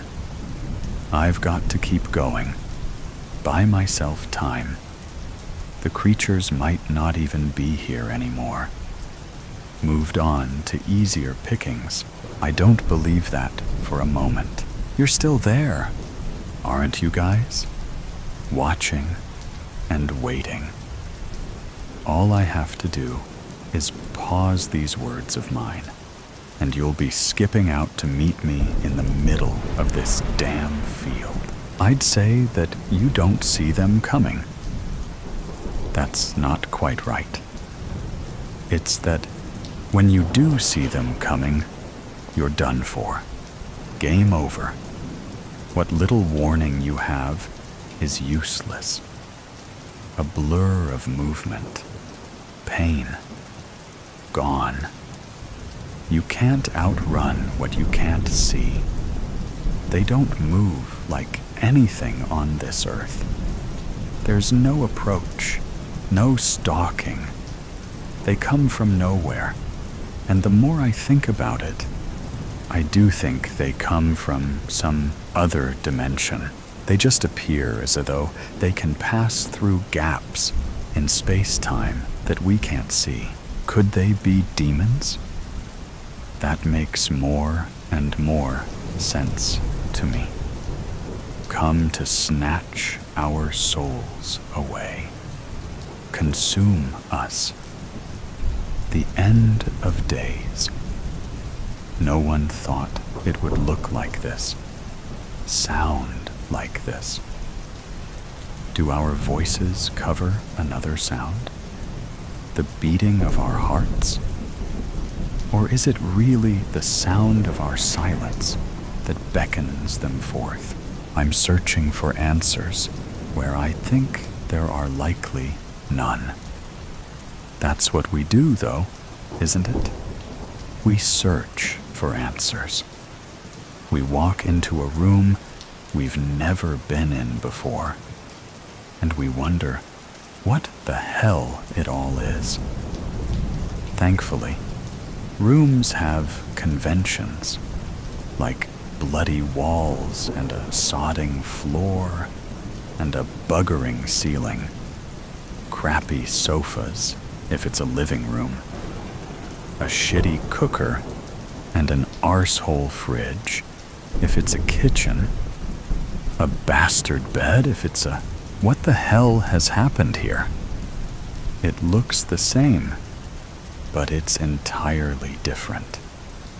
I loved walking through these fields.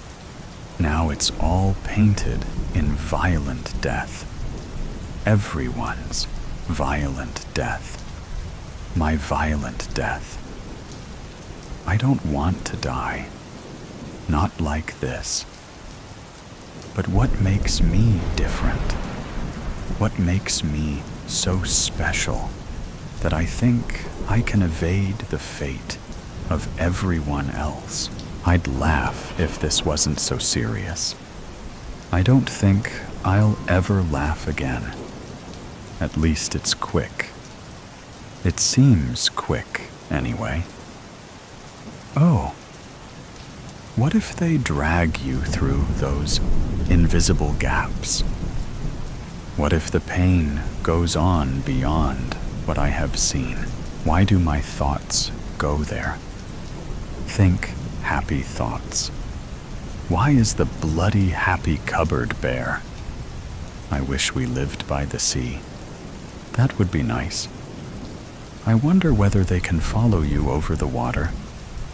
I hope not. I hope there are places that they can't go. I hope they eventually give up. They won't, though, will they? Would we? Perhaps they're aliens. Or a lab experiment gone wrong. Doesn't matter, though, does it?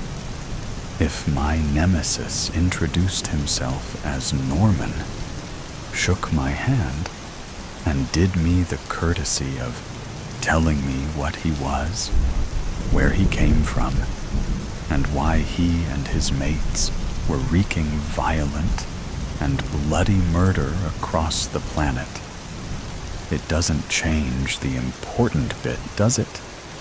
I'm not going to smile and tell him that that's all right then. I suppose it would give me the opportunity for a moment of defiance. I could tell Norman, the planet conqueror, to bugger off. You know what? I can do that anyway, can't I? I can shout my defiance at this new world of Normans. I might not have the final word, but I'll have given him what for. Might even feel good, if only for the duration of my shouting. Yeah, I'm going to do it. What have I got to lose? I'm going to lose anyway, so may as well go for it. Tell you what, Norman, I'm going to primal scream it. I'm going to dig deep down and bring my ancient part to the fore. We are animals, after all. A force to be reckoned with. And I don't give a shit if I lose my voice doing it. I will keep talking afterwards in any case. You're not getting me like that, you sneaky little bastard. Here goes. Bugger off, Norman. Yeah. Wow. Hey, what was that? I can still see it. A gap. Norman! I shouted, a gap open. That's why you don't like our voices. Our voices are our power. Oh yes, of course they are. This changes everything. Yes. I'm going to bring it to you, Normie baby. I'm going through that gap of yours, and I'm going to shout your whole house down. What else is there? I can't keep this talk up. You'll get me in the end if I keep running away. But if I bring it to you and shout you down, that might just do it. I'm coming for you, Norm. And we're going to talk it out. Just you and me. Then, when we're done, I'll tell all your friends. I've got hope now, Norman. Hope and a plan. Best of all, I have belief. That makes me dangerous. We're not sheep. We were never sheep. We're not even wolves. We're different, and we're difficult. We're magic, Norman. And my words are a spell you are not going to break. Coming, whether you're ready or not. The wrath of La Vipera. Nera. How long has it been?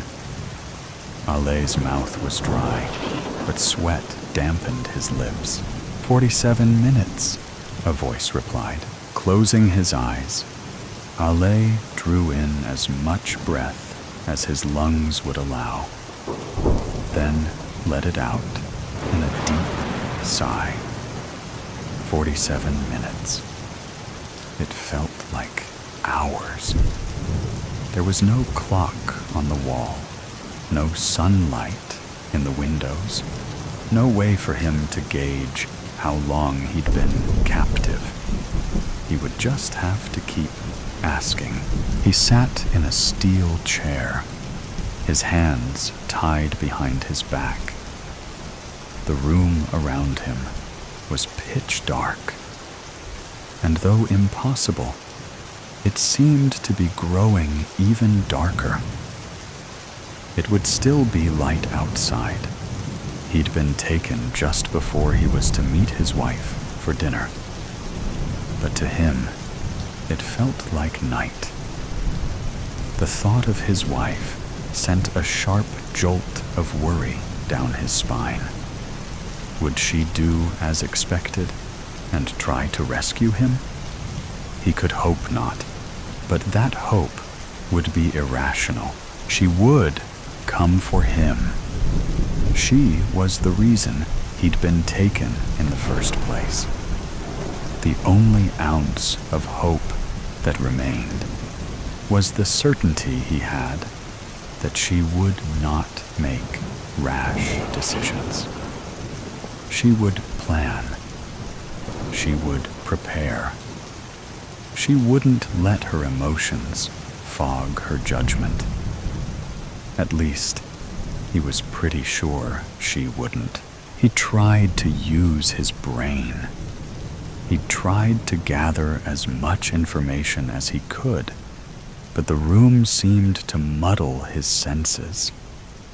The air was thin, hot, and smelled of dust.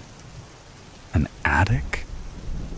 No, the floor was cool, hard, concrete. It felt small enough that had they not been tied, he could reach out his arms and touch both walls. But whoever spoke to him certainly was further than that. Their voice didn't bounce off the concrete floor. It didn't reverberate off any walls, but he could tell which direction it came from. They weren't close enough that he could sense them near him, but the room felt far too small for them to be more than an arm's length away. He would have to rely on something else. What could he remember? He had just left the house. His head was down, and he was fiddling with his car keys. He didn't see them coming. He was suddenly flung forward, having been shoved from behind with the force of a linebacker. He braced to hit the ground, but had been caught by two more pairs of hands. One, calloused and rough, covered his mouth as another threw something around the top of his head. It was soft. A blanket? A sweatshirt? Something that could be tied. He had kicked wildly, tried to pry the hand from his face, tried to scratch, tried to bite, but it made no difference. His heart was pounding in his ears, but he heard a car approach. Fear forced his muscles to tighten to the point of pain. He tasted the coppery, metallic taste of blood, but it was from his own cheek, caught in the clenching of his jaw. The sound of a car door sliding broke through the fullness in his ears. A van. He felt his feet lift off the ground, a pain stabbing under his arms where he'd been held.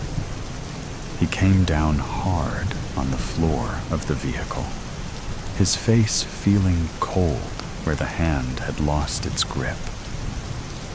A scream grew in his throat, but hardly made it out of his mouth before he was harshly grabbed again, the hand returning to his lips. The door slid closed, and he felt the vehicle lurch forward. His hands, sweaty and shaking, were pulled behind him and tied together. Someone spoke from the front of the van, firm and demanding. "Don't hurt him unless you have to. The less damage we do, the better." That should have been reassuring, but he knew he wasn't the target. His wife had made enemies. It was inevitable in her line of work, and he knew the danger. Years with no incidents had given him a false sense of security. He should have taken the time to prepared. A self-defense class or two might have done him some good, or learning to shoot a gun. It wasn't for his wife's lack of insistence. He just kept putting it off. And now it was too late. Surely she had prepared, right? Surely she wouldn't fall for a trap like this. She was clever. He had faith in that. He didn't know how long they'd driven, not for sure, but it was long enough for the hand on his mouth to relax, and for him to know that yelling wouldn't help him. When the van stopped, he'd been pulled out of it and carried through a heavy door he remembered hearing slam. He heard the sound of heavy footsteps on stairs and the echoes that followed. A stairwell, then. He struggled to focus, the shoulder of one of his captors digging uncomfortably into his gut. He tried to shift himself to sit more comfortably, but he found he was held too tightly. There was the sound of unintelligible whispers, another heavy door, and moments later he was lowered to his feet and pushed down onto a hard metal chair. Alessandro Fochetta. It wasn't said as a question. They knew who he was. He wouldn't give them the satisfaction of a response. Your wife, La Vipera Nera. How much do you suppose you're worth to her? He couldn't fight them off. He knew that the second they'd assaulted him, but he could keep his mouth shut. He heard his interrogator tap impatiently on something. A table? I'm sure it's hard to place value on things when you're the most successful thief in Los Angeles. Money doesn't mean the same thing to you as it does to everyone else, does it? Silence. Again. Al was sure he'd make it out of this. And if his wife did too, she'd surely have something to say about being called the most successful thief in LA. Successful? Without a doubt. Thief? She'd fume at the label. He found it hard not to laugh aloud at the thought. They were right. Money didn't mean the same thing to them. It meant something far different 15 years earlier, when the two of them survived off bread, peanut butter, 69 boxes of dried pasta, and canned tuna. But now? Did money mean anything at all anymore? It doesn't matter. Once she sends us $20,000, you're free to go. Al felt a smile form on his lips. He tried to swallow the laugh that was threatening to burst from him, but it came out anyway. He heard a clatter, something thrown to the floor. Anger laced his interrogator's voice. What the fuck is so funny? Ale sucked in his lips, trying to stifle his laughter. 20,000. So you've gone and pissed off La Viperanera for $20,000? He fought another wave of laughter, reminding himself where he was. He didn't know these people. They could still kill her. There were plenty of people who'd pay more than $20,000 for her head. You could have asked her for $20,000. She might have wondered what for. But she knows what it's like to be desperate for money. It's what had gotten her into the business she was in, after all. Instead, you decided to kidnap her husband and hold him for ransom.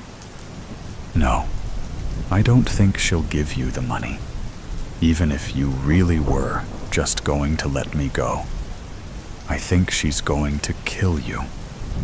He felt a rush of cool air as the man stood. You better hope she makes this easy for all of us. And with that, he was gone. Ale leaned back, feeling the cool steel of the chair through his shirt. It felt nice. Wherever they had him, they hadn't bothered to turn on any air. He wondered what plan his wife would cook up, and let himself imagine it for a few minutes.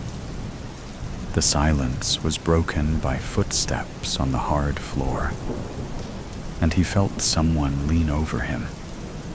His breath quickened, but he forced it to slow. Their hand gripped the cloth at his head, and he felt a rush of cooler air against his forehead as it was removed. He opened his eyes, expecting to take in a view of the room. But it was complete darkness. He didn't hear the person retreat, but he no longer felt them next to him. How long has it been? He was suddenly aware of how dry his mouth was. Half hour, a voice answered. It wasn't his interrogator. It was too shaky, too unsure. He sounded young. Someone roped into a task that was way over his head. Ale almost felt sorry for him. He didn't know how long his wife would take. Part of him hoped it wouldn't take long at all.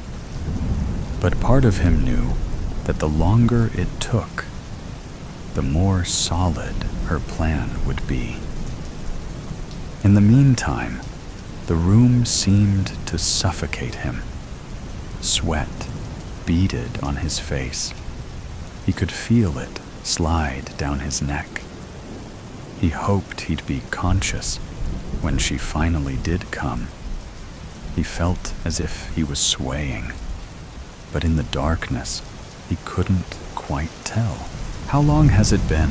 47 minutes. It had to be close to an hour now. He would have to prepare himself for hours longer. He wished he had a drink. Suddenly, a wedge of light illuminated the room as a door swung open. Al turned away, unaccustomed to the brightness. Through squinted eyes, he took in what he could of the room. The walls were covered with foam squares to dampen the sound. The only furniture was the chair where he sat, and an office chair that sat parallel to him.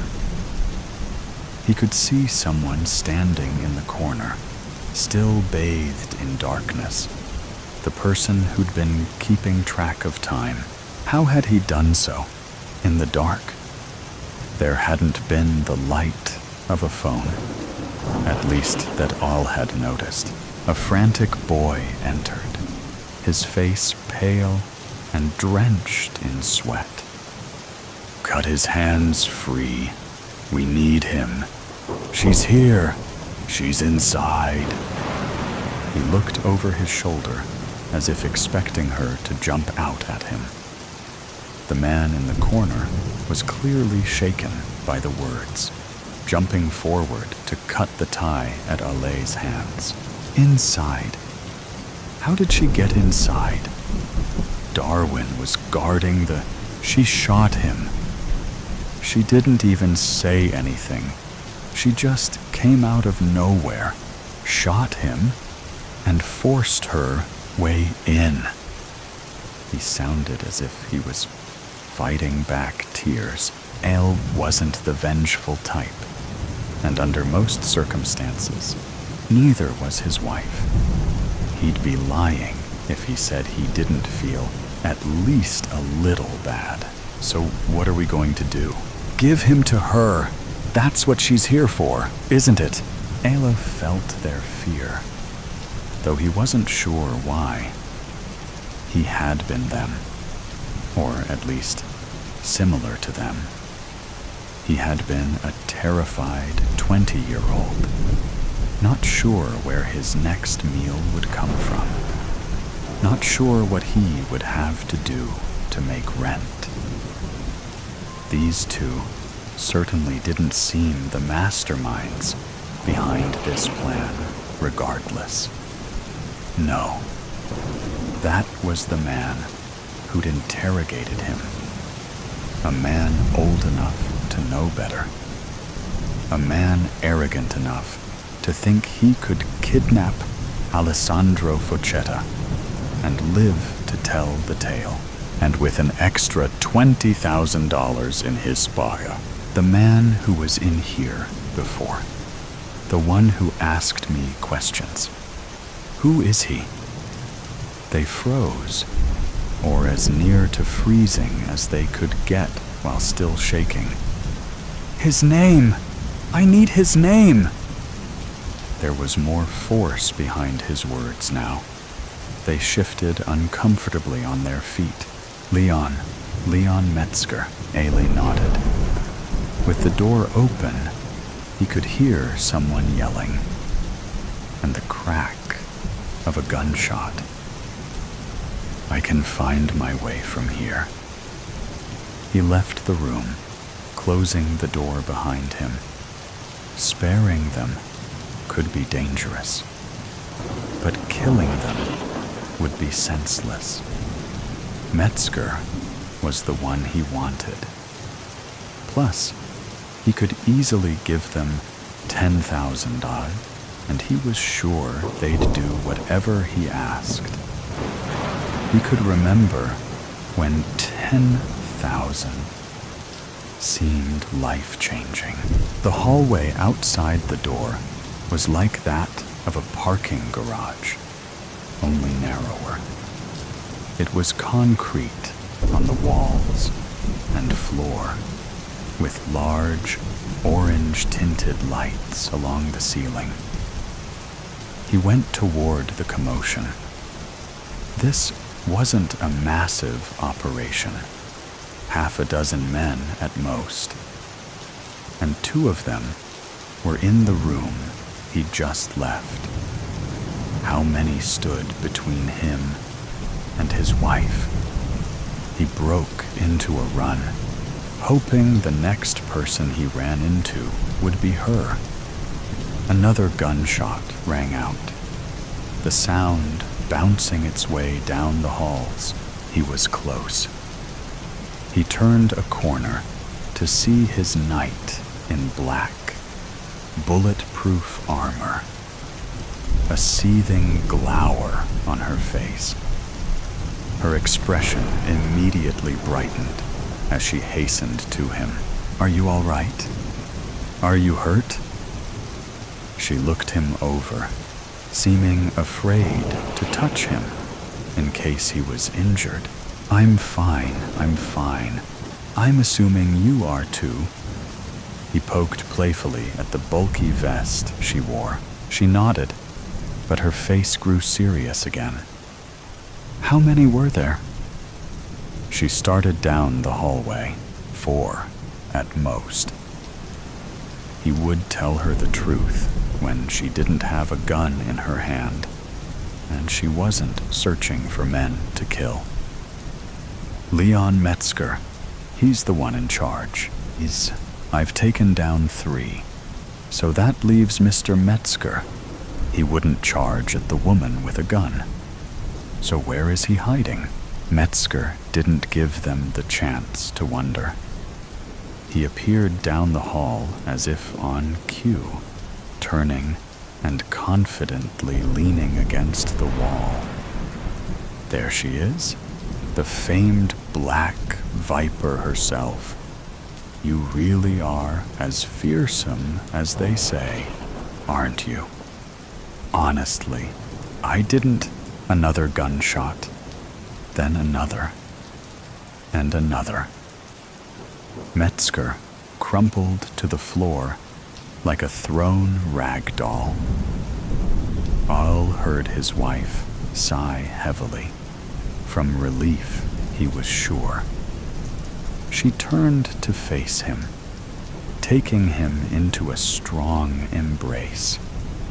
The Velcro of her vest scratched at his face, but he didn't care. He was safe. She was a criminal. She drew attention and danger, but so long as she was there, he knew he was safe. She pulled back, tucking the gun against her back in the waistband of her pants. "Are you sure you're all right?" She moved her hands along his arms and chest, as if checking him over. "I'm okay, really." He held a hand to his stomach. "I'm kind of hungry, though. Starving, actually."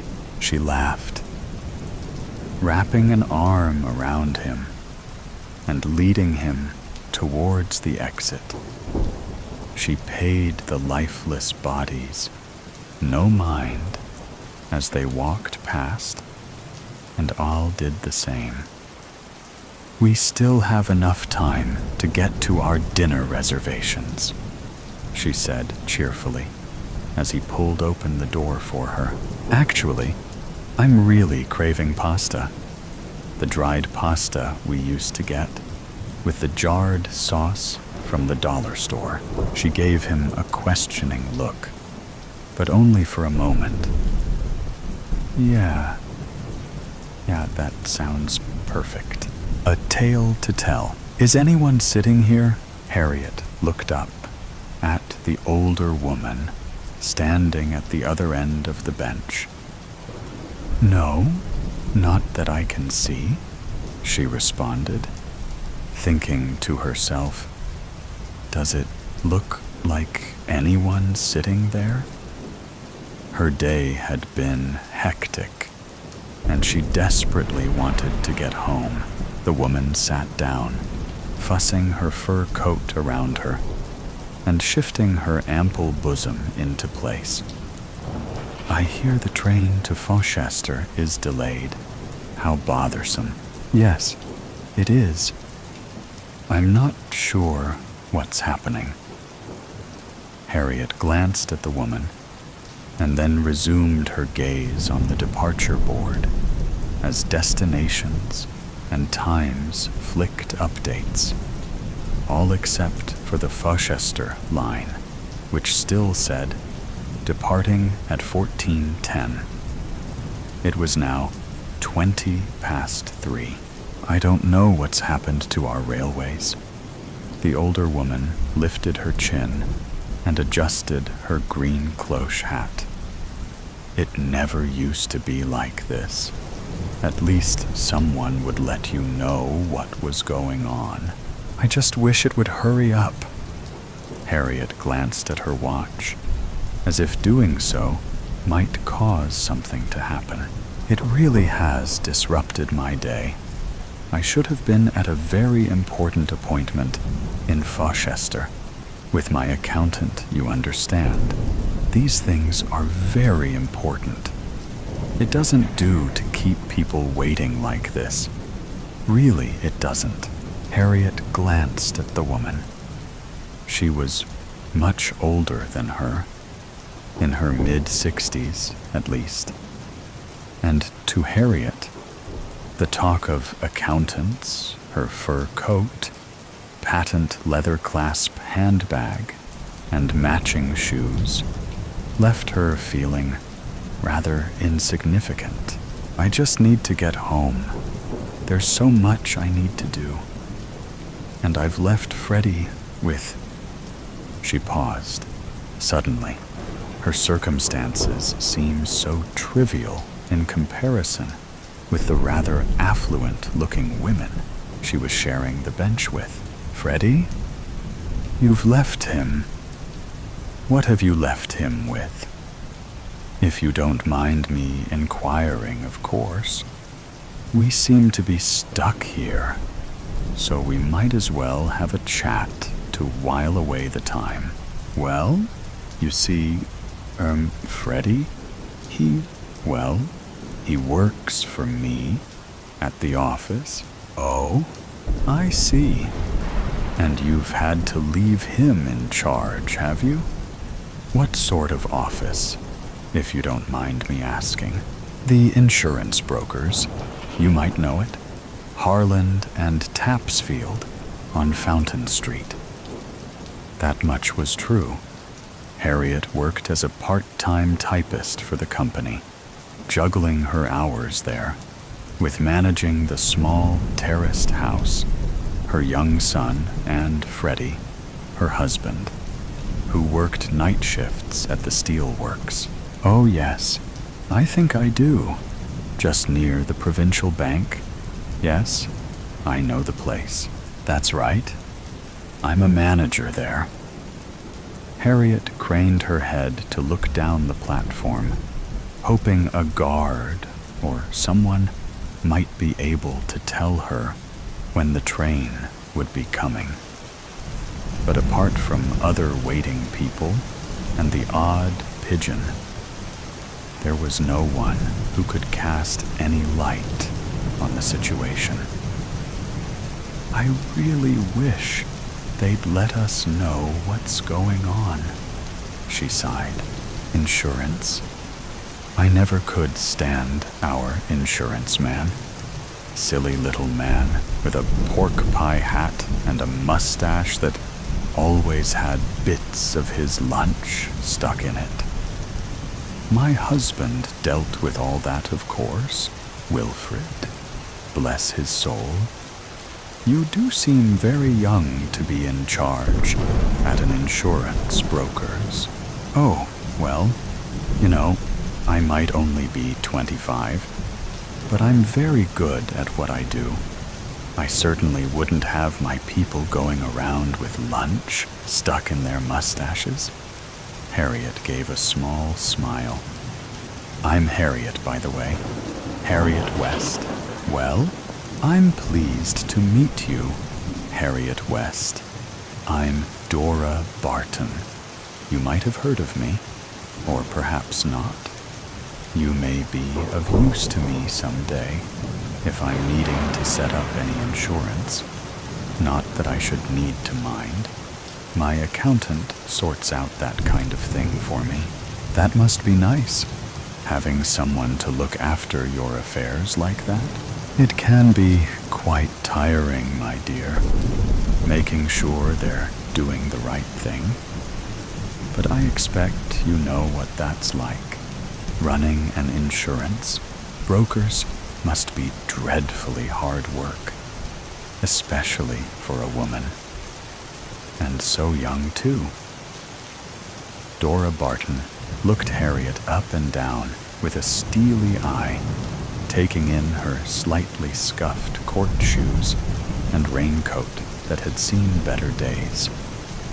Her gaze left Harriet feeling rather uncomfortable, and she shuffled in her seat, reaching into her handbag. Actually, I really must make a phone call. Make sure that Freddie, at the office, I just need to speak to him. There's a telephone booth just at the end of the platform. I'll just go and see if I can reach him. Yes, of course, dear. I can see you must be quite anxious. I'll make sure no one takes your seat while you're gone. And Dora spread herself a little more across the seat and placed her handbag at her side. Harriet strode quickly down the platform and into the small telephone booth where she dialed the number for home. Come on, Freddie, pick up. I've only got a couple of coins, she muttered. A clunk was heard at the end of the line, and Harriet quickly pushed her coins into the well-worn slot. Freddie, is that you? Well, of course it is. Who'd you think it would be? Harry? What's up? Shouldn't you be back home by now? You know I like a couple of pints before my shift starts. Yes, it's me. The train is delayed. I don't know when it's going to arrive. Could you look after Michael until I get back? Well, I don't know, love. I thought you'd be back by now. Those trousers of mine still need mending, Oh, well, Mrs. Bentley next door will have him, I'm sure, if you really have to go. I'll sort out your trousers when I get back. You know I will. You should be back by now, Harry. This isn't like you. I know. It's the train. Oh, Freddie, please just beep, beep, beep. The pips went at the end of the line, and Harriet placed the receiver back in its cradle with a heavy thunk. Hoping desperately that Mrs. Bentley would be home, she trailed back to the bench where she could see Dora Barton talking to a man in a guard's uniform. So I said back then that the service wasn't acceptable, but it doesn't seem they've taken any notice. I'm sorry, madam. Like I said, there's a fallen tree across the line, and it's taking the fellas a while to shift it. A big one it is. Great big oak tree. Must have been the storms we had last week that weakened it or something. Came all the way down the banking, it did. The guard paused and looked at Harriet. Hello, miss. I was just telling your companion here about the tree that's blocking the Fauchester line. A tree? Oh no. How long is it going to take to clear? They don't know, interrupted Dora. They don't seem to be able to get their act together. I don't think I'm going to be able to keep my appointment now. It's going to be far too late. I'll let you ladies know if I hear anything else. The guard gave a brief smile and headed towards a group of frustrated-looking people further down the platform. Did you get everything sorted out at the office? Asked Dora, budging back down the bench as Harriet sat down. The office? Oh, yes, that. Yes. Freddie is fine. He's got everything in hand. At least I hope he has. Harriet's voice trailed off. Oh, you don't sound too sure. Freddie's okay. Really, he is. I can trust him. Just sometimes, I need to check he's got everything under control. The two women sat quietly for a moment. The departure board continued to flick and update the details of all the trains except for theirs. Then, the bing-bong-bing of the tannoy. The 1410 Fauchester train is delayed. We know that, muttered Dora. And work is currently taking place to remove the obstructing tree from the line. We now expect the next train departing from this station to Fauchester to be at 17:30 hours. That's another hour and a half, wailed Harriet as she looked at her watch. It's really not good enough, tutted Dora. Honestly, what a way to spend a Tuesday afternoon. You know, in some respects, I think Tuesdays are far worse than Mondays. You know where you are with a Monday. You've got the whole week ahead of you, and you just get on with it. But Tuesday, it's as though you've managed to get Monday out of the way. But Friday still seems such a long way away. I suppose you won't make your accountant's appointment now? Harriet looked at the older woman, who was taking a lipstick from her bag and reapplying the red hue to her mouth. You're right. There's no sense in me waiting for a train now. How about I buy you a cup of tea in the cafe over there, as a thank you for keeping me company, and then I'll be on my way. Well, if you're sure, that would be nice. Better than sitting here for another hour. It's getting a bit chilly too, don't you think? The two ladies made their way across the station concourse to a small, bustling cafe, full with other people waiting for the delayed train. There's a table in the corner there, said Harriet. I'll grab it if you can get the tea. Yes? That's fine, dear. I'll do that. Harriet settled herself at the corner table, noting the various people who were filling the small cafe. Businessmen, people with shopping bags, women with small children, fractious at the delay. She thought of Michael and prayed that Freddie would find Mrs. Bentley at home. Her eyes shifted to the counter, where she could see Dora Barton fumbling in her bag. Well, I'm quite sure it was here, she was saying to the surly-looking woman behind the counter. Dora looked over at Harriet and raised her shoulders in confusion.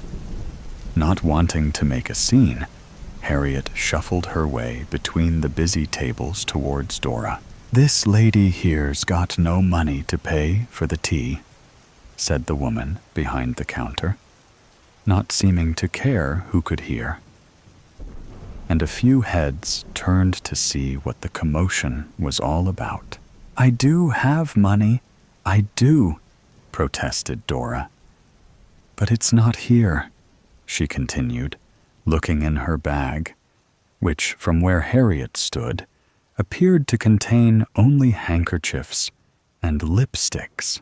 "Maybe you do," said the woman behind the counter. "But these teas won't pay for themselves." She looked at Harriet. "Have you got any money to pay with?" "Well, I think so." Harriet knew she only had a £1 note in her purse that she needed for the week's groceries. Dora and the woman behind the counter both looked at her, and with a small sigh, Harriet took the note from her purse and handed it to the woman. "That'll be 1.04 shillings," said the woman, as she took change from the till and handed it to Harriet. "Enjoy your tea." Back at the table, Dora lowered her voice. "My purse must have been stolen. I had it earlier. I'm so very embarrassed. Goodness knows what that woman must have thought." "I'm sure it will turn up," said Harriet, anxiously glancing out of the window to see if anything was happening that might indicate a train would be here soon. "Perhaps you left it at home." "Home? Well, perhaps I did that. But I must thank you for paying, though I'm sure, with your job, you won't mind spending a few pennies on a cup of tea. It's so terribly humiliating to be found with no money. What must you think of me?" Dora paused for a moment, and then her demeanor changed, the earlier air of confidence almost evaporating before Harriet's eyes. "You see, they said it would always be okay. But when Wilfred died, Wilfred was my husband. Understand? Well, what can I say? He left me in rather a pickle, I'm afraid." "Oh, I'm sorry." Harriet sensed the change in the woman and softened her tone. "What happened to your husband?" "I really don't remember. It was so long ago. I was playing Titania in A Midsummer Night's Dream at the Palace Theater at the time. Everything is such a blur. I'm sure I remember the funeral. The lovely man who played Puck was there. He said something. I can just remember. If we shadows have offended, think but this, and all is mended. Yes, that's right. All is mended." "Dora, are you okay?" Harriet reached across the table and tentatively touched the older lady's arm. Immediately, Dora pulled her arm back in haste, as though something had bitten her. "Don't touch me. No, don't do that." Harriet retracted her hand quickly, reaching for her teacup to steady herself. She looked at Dora over its rim. "I hope you'll be all right, Dora, but I think I'll go and see what's happening with the train just now." "Yes, you do that. They might have the Pullman carriage ready for me now. See if you can hurry them along, dear." Dora opened her handbag and feverishly reapplied her lipstick again. "But I thought—" Harriet was distracted by a scene playing out on the concourse outside the cafe. A woman in a long brown mackintosh and a man in a white coat were standing talking to the guard. The woman was gesturing with her arms, pointing down the platform and then back towards the street. The man in the white coat stood quietly, and the guard looked up and down, scratching his head underneath his cap. His eyes traced across the station, and then did a double take and stopped at the cafe. He looked at Harriet, who was just getting out of her seat, and pointed in her direction. The woman ran across the station, the man in the white coat following her as she burst into the cafe. "Mother!" she called across the small table-filled room. The voices in the cafe fell to a hush, and everyone looked at the woman, and then in Harriet and Dora's direction. "Don't let them take me." Dora grabbed Harriet's arm. "Please." The woman pushed her way between the tables, and now stood trembling as she looked down at Dora, who had her hands over her head and was trying to push herself as far as possible into the corner. "Mother, please, we've been worried sick. Where have you been? Leave me alone. This lady here is looking after me. See, she bought me tea, and she runs an insurance broker's, so she is quite capable. I don't need you, or your doctor friend over there." The woman in the brown Macintosh looked at Harriet, eyebrows raised and questions etched across her face. "The train was delayed, and your mother sat next to me. She's missed her appointment with the accountant in Fochester, I'm afraid," Harriet said, attempting to explain the situation. "Accountant? Fochester? Oh, what has she been saying?" The woman looked in despair at the man in the white coat, who was now standing behind her. "I think I should go." Harriet picked up her handbag. "I really need to make sure I get on the train. Freddie is going to go crazy, and poor Michael will wonder where I am." "You tell Freddie to do as you say," piped up Dora from the corner. "You're the boss. Don't have him telling you what to do." "I think we should get Mrs. Barton back to my surgery," said the man in the white coat calmly. "We can get her settled down there. Come on now, Mother." The woman touched Dora's shoulder. Dora shirked away. "Let's get you back to talk to nice Mr. Davidson here, and no running off this time." She looked at Harriet. "Would you believe it? We only left her for less than a minute. We've been looking for her for the last 2 hours. Well, I'm glad you found her." Harriet moved to the other side of the woman. "Goodbye, Dora. It was nice to meet you." Dora looked up from the corner, dabbing her handkerchief at her mouth. "You tell that Freddie of yours," she said. "You tell him to mend his own trousers and to look after that little boy of yours properly."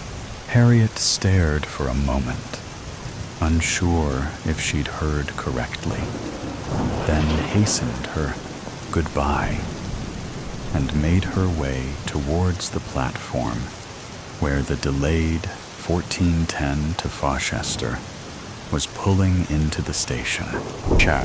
Later that evening, Harriet tucked Michael into his cot and placed a gentle good-night kiss on his forehead. She stood at the bedroom door and smiled, watching for a moment as her son fell into a blissful slumber. Downstairs, she took Freddie's torn trousers that he'd left strewn across the sofa and put them in a bag of scrap fabric that she kept in the cupboard under the stairs. She then made herself a cup of tea and settled down to read her favorite magazine. As Harriet West turned the pages of her magazine. 20 miles away, behind a locked bedroom door, Dora Barton lay in her small single bed, staring up at the ceiling and beyond. And Dora Barton smiled. Burn the house. Down.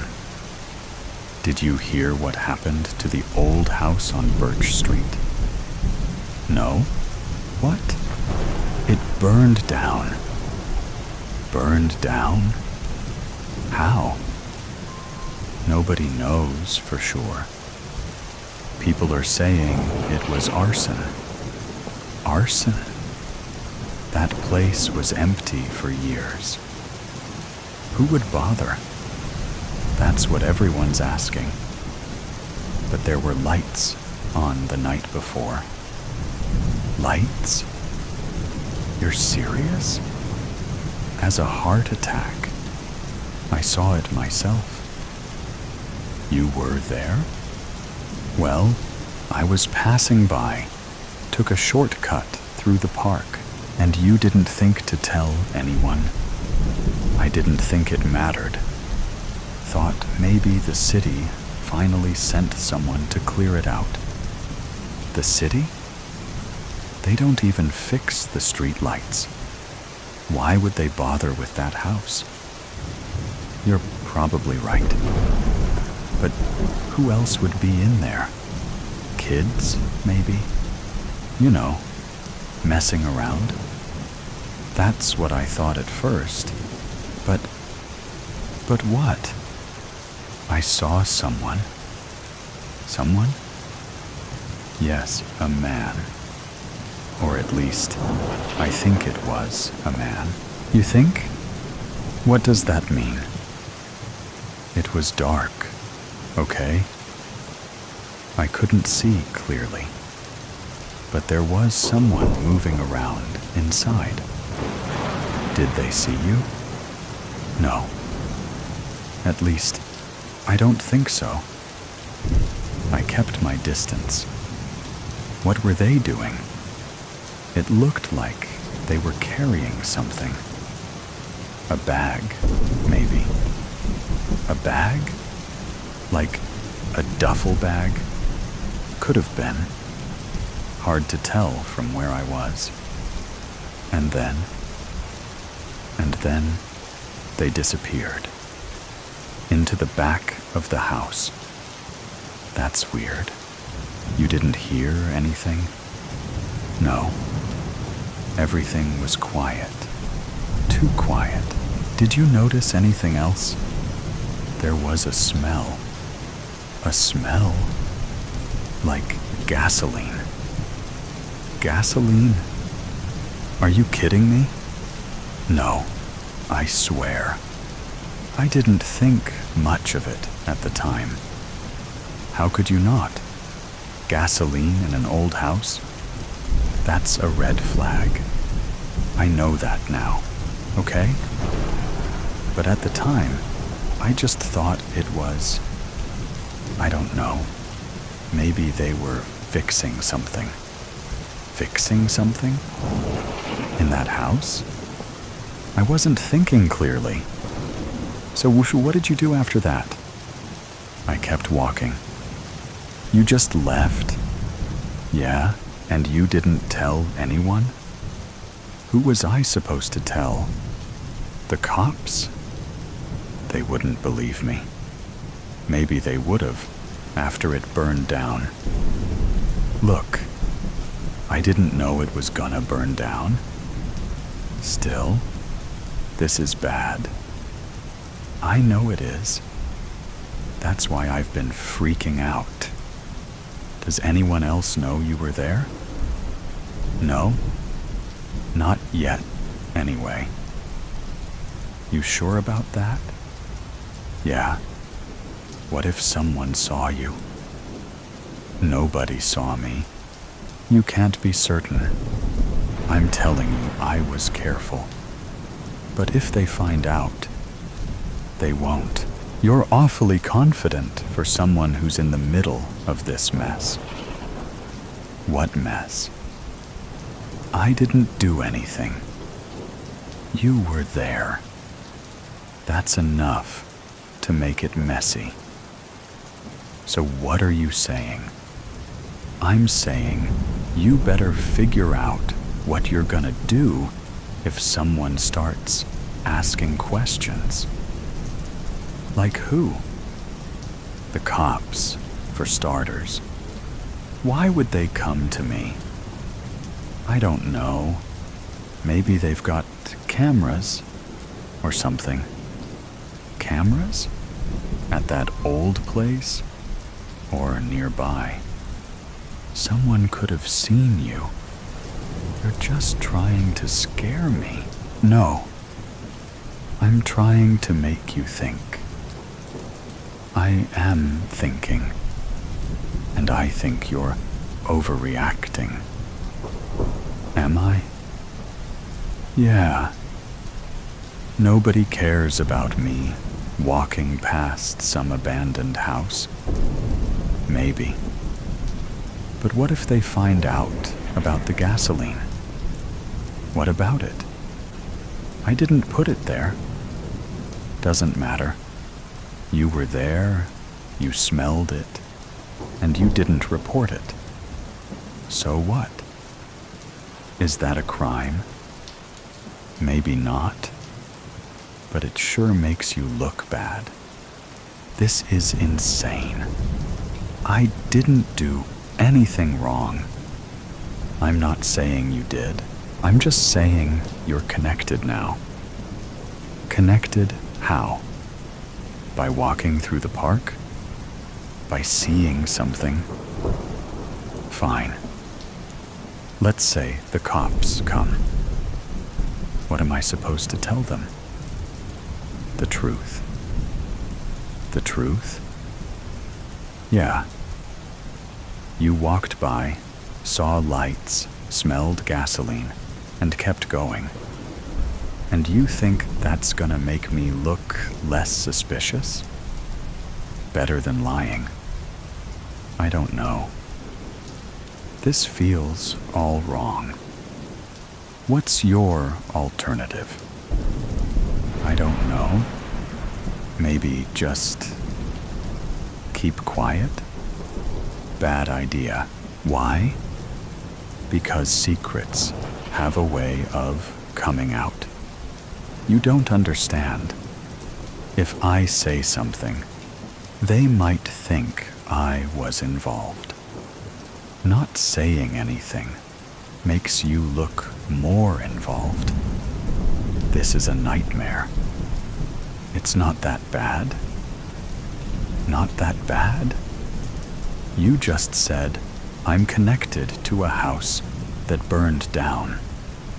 Look, you're not the one who set it on fire, but they don't know that.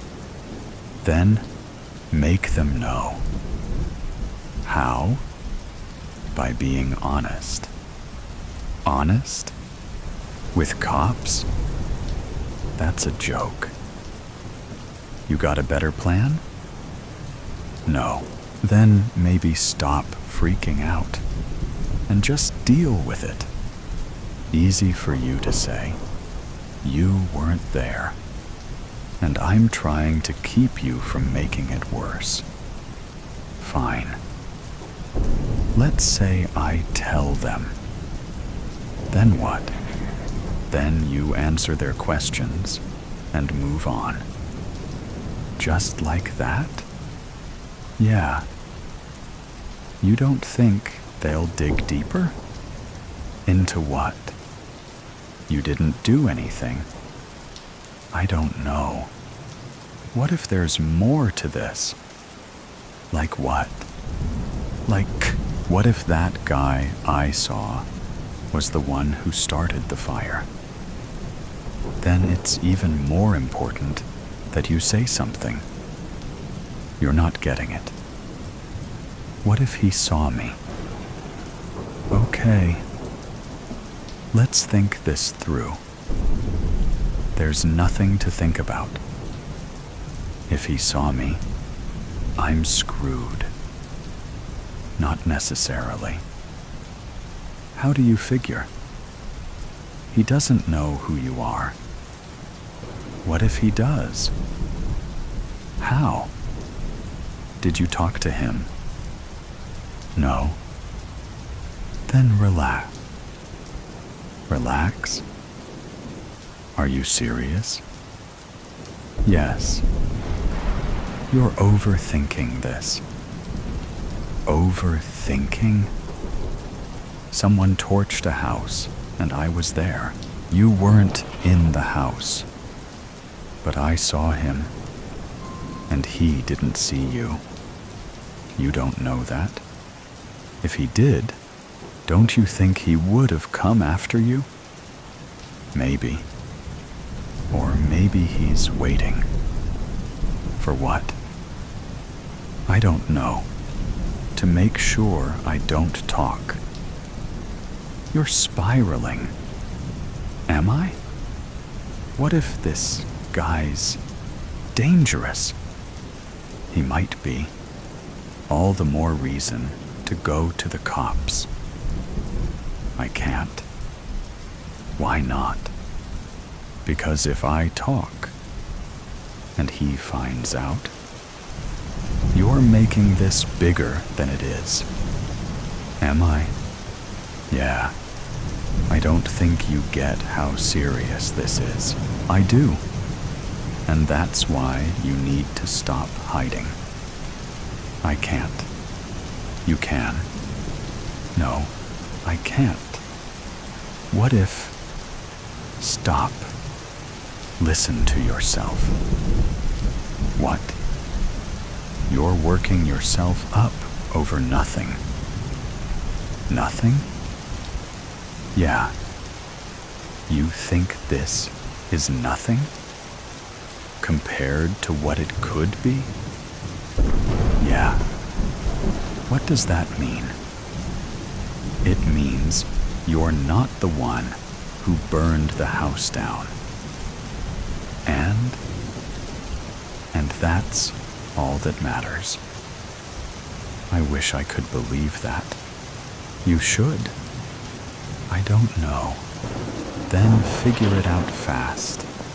Because this isn't going away. What do you mean? Sooner or later, someone's gonna come knocking. And when they do, be ready. I hope you're right. I am. You better be. I am. Eye of the horse. Oh my God! Shrieked the women, sitting in the airport van, third and fourth row bench seats, as the frigid air rushed in. No! I yelled, now alone and motionless in the second row. I never saw a guy die before, but I wasn't totally surprised by what happened. The door just opened and out he went, sobbed one of the gals in the rear of the van. His body slammed onto the pavement of Pena Boulevard at 70 Mamie, then was splattered by the U.S. Foods 18-wheeler behind us. Steak delivery to Elway's Tap Room and Grill at Denver International Airport was definitely delayed that day. I wish I had never started a conversation with the guy next to me on American Flight 5460 Louisville to Denver. Or maybe I should have warned him to just close his eyes. That day won't stop playing back in my mind. It started innocently enough. Hi, I'm Jim from Meeker. Where are you from? I said to the guy in the window seat. My wife Annie says that if I get the middle seat, I should always make friends with my neighbors to avoid any armrest fights. I flashed him my biggest gas and oil business smile. Oh, hello, I'm Brian from Kentucky. Well, at least originally, he replied while extending his oddly sweaty hand. Where's Meeker? Actually, I live on a horse ranch just west of Meeker in northwestern Colorado. Horse country, just like you in Kentucky. I pulled up the bottom of my boot-top business jeans so he could see my Tony Lamas. Oh, hell no. I don't live anywhere near horses now, and never will. I'm a lawyer for the U.S. Department of the Interior. Brian's upper lip was sprouting beads of sweat with that comment. He looked like a size 48 man in a size 44 suit coat. I thought that might explain the perspiration. That's too bad, I said. God never made another animal so connected to human beings, except for maybe dogs. My stallion's big brown eyes can look straight into my soul. After a rough day of selling natural gas and fracking pumps, there's nothing like some quality horse time. Mind if I ask what happened between you and a horse? Oh yeah. You could say something happened. I was 15 years old, and a bunch of us decided to cut across a horse field to take a shortcut home from the school bus, drop off. Out of nowhere, this huge old gray horse charged at us and damn near bit me as we escaped over the fence. It had one scarred eye socket, and the other eye was all red and bulging and bloodshot. Scared the shit out of me. I fell off the fence and broke my right wrist. I cursed that horse, and I think he cursed me. Look, it never did heal right. Brian pulled up his sleeve, held up his meaty right arm, and revealed a wrist that was weirdly bent like a spoon. Yeah, I can see how that would spook you. How did the horse lose its eye? How the hell am I supposed to know? I was just a kid, and I sure didn't have anything to do with it. From that day on, old One Red Eye charged up to the fence and acted like it wanted a piece of me any time it saw us walking along the road by his pasture. Hey, have you seen a stewardess yet?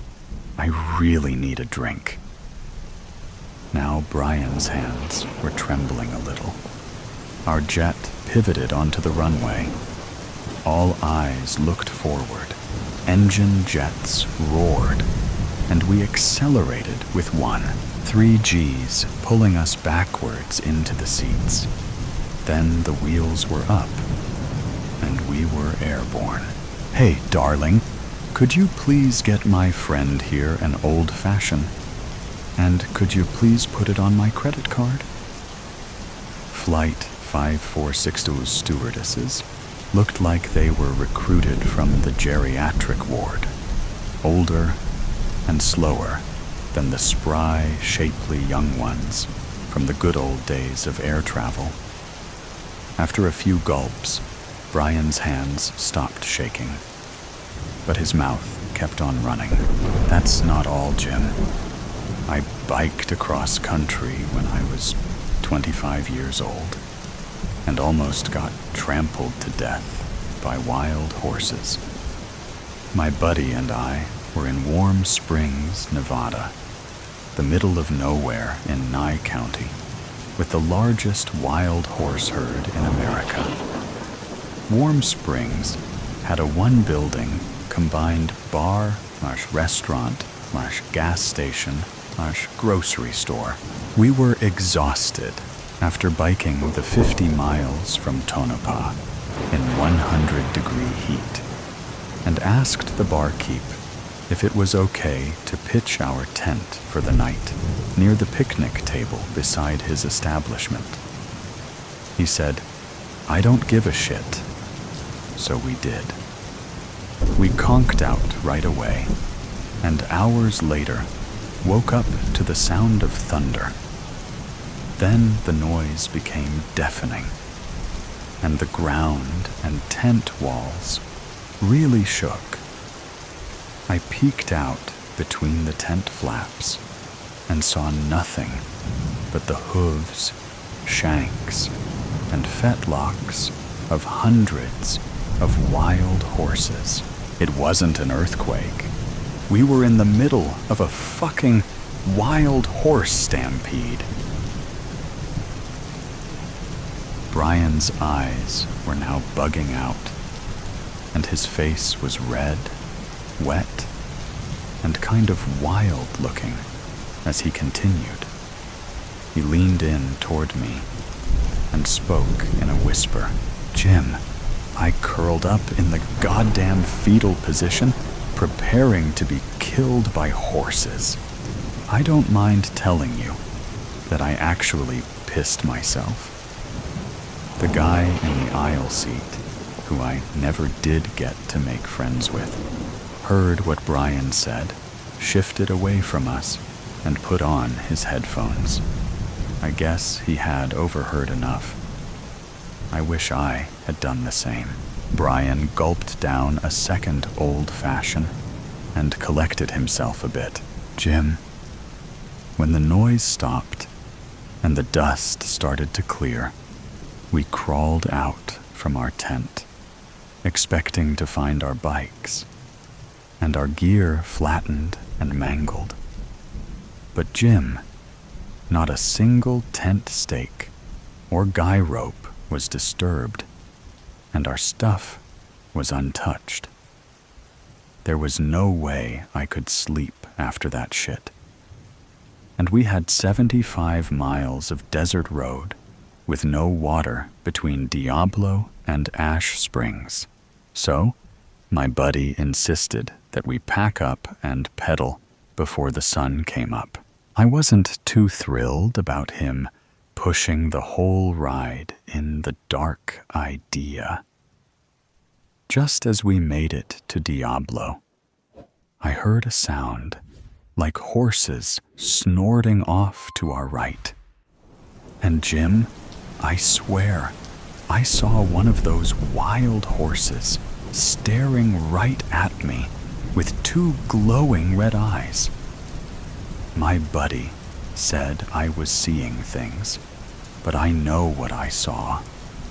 Right then, my bike freewheel jammed and sent me flying over the handlebars. I didn't break anything, but I whacked my shoulder and scraped the shit out of my leg. That was it for me. He rubbed his left shoulder like it happened yesterday. The armpits of his polyester suit coat were soaked.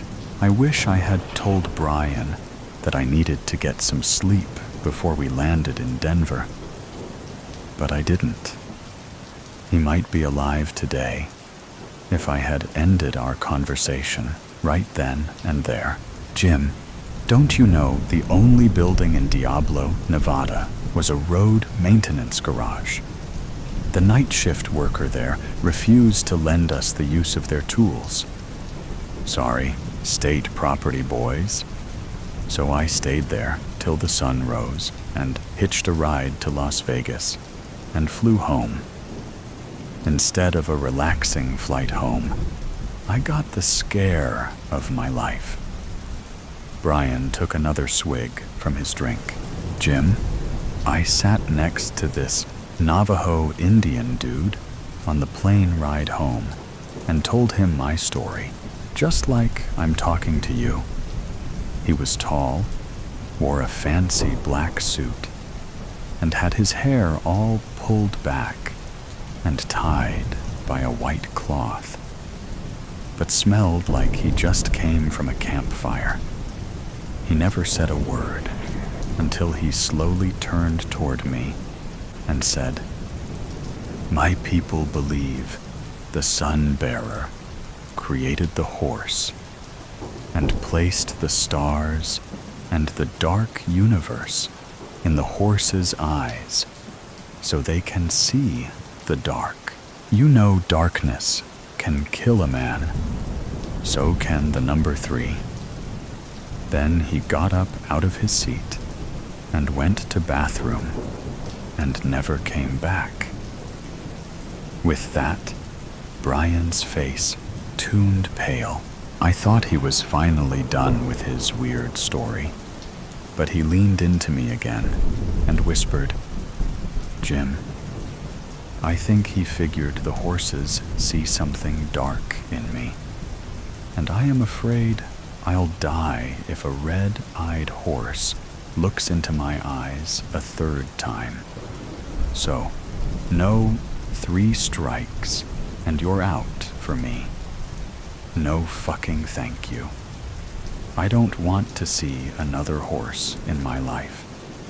My sister just moved to downtown Denver, and I just want to visit her and maybe see a Nuggets basketball game. Yeah, I think some big city shopping and a pro basketball game would do you good, Brian," I said. But now he's dead. I told my wife Annie all of this when I got home.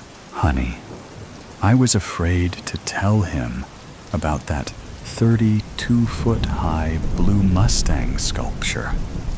You know, the one just outside the airport that has, of all things, 2 glowing red eyes. I was sure he would go into a full PTSD episode or a seizure if he knew that we call the statue Lucifer. Remember how a section of that 9,000-pound statue fell on that Jimenez guy who sculpted him, and how it crushed his leg and severed a big artery and caused him to bleed to death. I figured he didn't know the story of the crazy guy who hopped out of his car and fired his gun at Lucifer, then turned it on himself. Annie, after we landed, I rode in the same airport van on the same front bench seat as Brian, specifically to distract him as we passed by Lucifer. "You did everything you could to help that poor man, Jimmy," she said, trying to console me while she slipped into her nightgown. "Seems like it's the van company's fault for that sliding door not locking right, sweetie. At first, I didn't think Brian ever actually saw Lucifer's red eyes.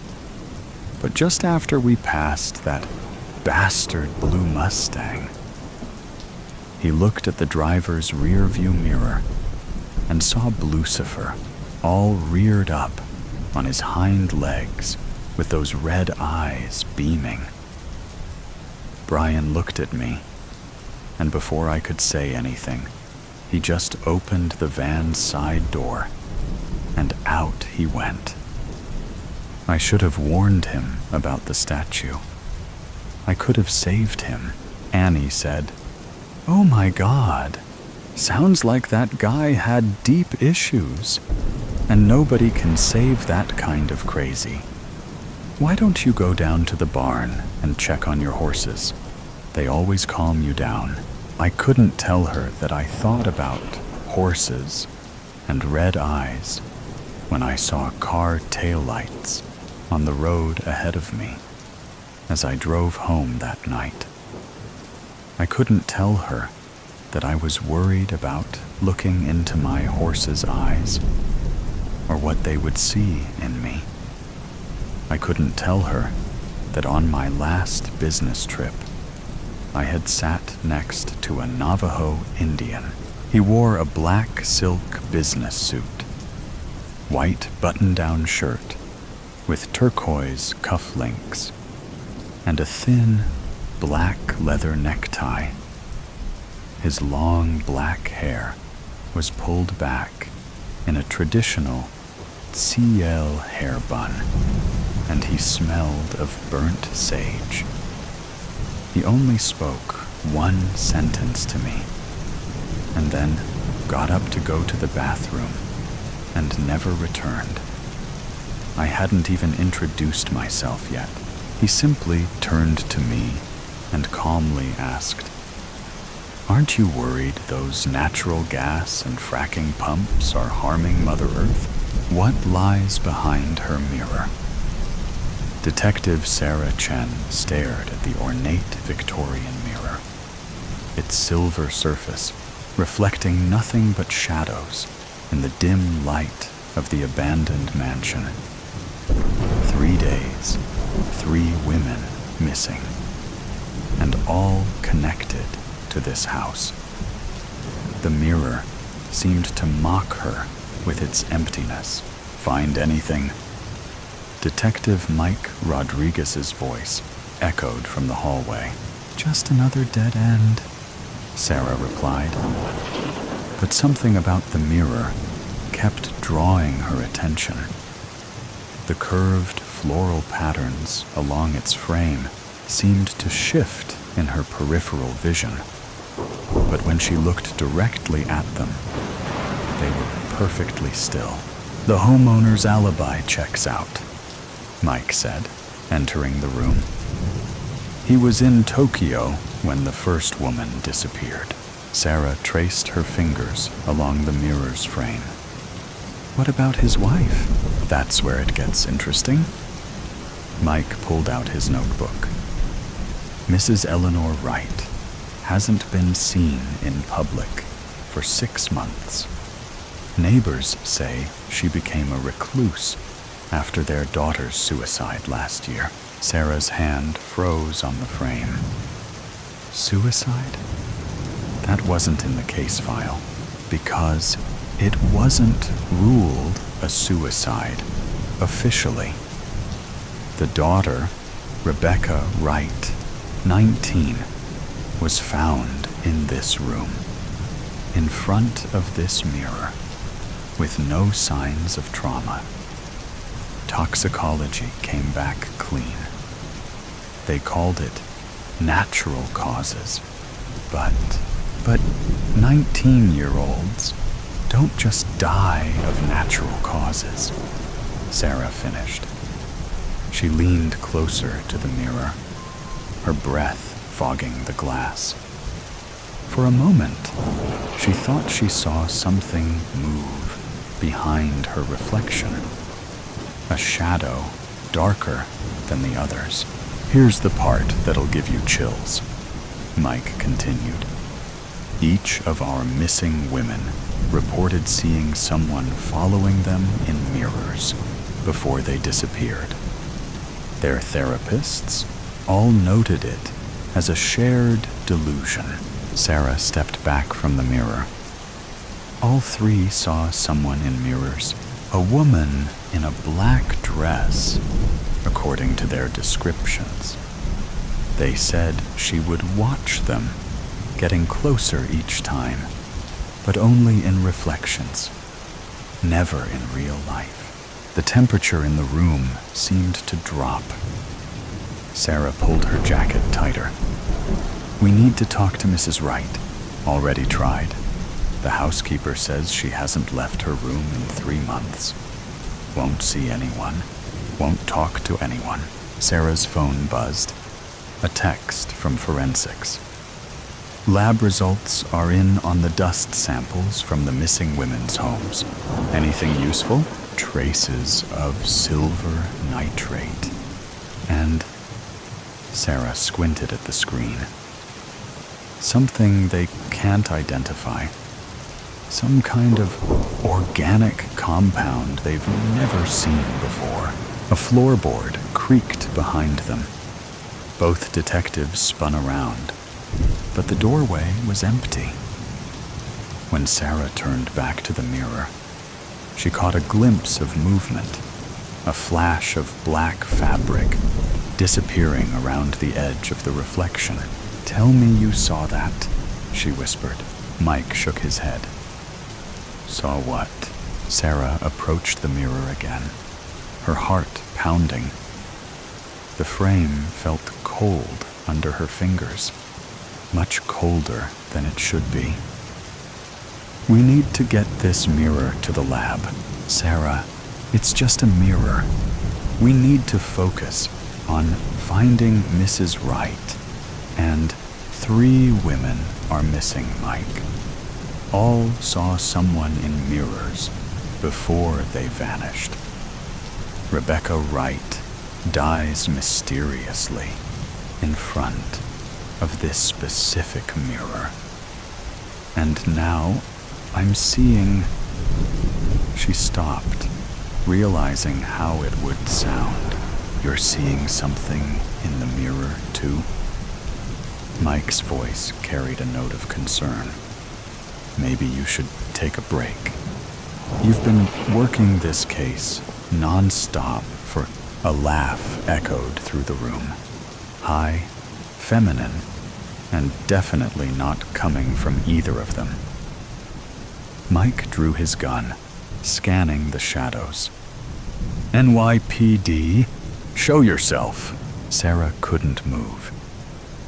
In the mirror, a woman in a black Victorian dress stood directly behind her. But when Sarah spun around, there was nothing there. The figure remained in the reflection, smiling. Mike, Sarah's voice shook. Look in the mirror. He turned, and his face went pale. That's not possible. The woman in black raised a finger to her lips, then pointed to something behind them. Against their better judgment, both detectives turned. A door had appeared in the wall, a door that hadn't been there moments ago. It stood slightly ajar, revealing a silver glow beyond. Call for backup, Sarah said, drawing her weapon. Mike already had his phone out. No signal. The woman in the mirror laughed again, the sound seeming to come from everywhere and nowhere at once. When they looked back at the reflection, she was gone. But words had appeared in the fog of Sarah's breath on the glass. Come find us. We need to leave, Mike said, backing toward the room's entrance. Now. But Sarah stood transfixed by the mirror. In its depths, she could now see multiple figures. Women in modern clothing, frozen in poses of terror, their faces familiar from the missing persons reports. And behind them, barely visible, was Rebecca Wright, mouthing 2 words over and over. Help us. The killer isn't Mrs. Wright, Sarah whispered. It's the mirror. Somehow, it's the mirror. That's impossible. Mirrors don't kidnap people. Mirrors don't kill. 3 months ago, I would have agreed with you. Sarah's fingers found a catch in the mirror's frame, a small lever hidden among the floral patterns. But look at the evidence. The silver nitrate in their homes, the mysterious compound, the shared visions. What if this isn't just a mirror? What if it's a door? A door to where? Sarah pressed the lever. The mirror's surface rippled like water, and through it, they could hear distant screams. I don't know, she answered. But those women are still alive in there, and we're going to get them out. Mike grabbed her arm. Wait. If this is real, if this is actually happening, we need a plan.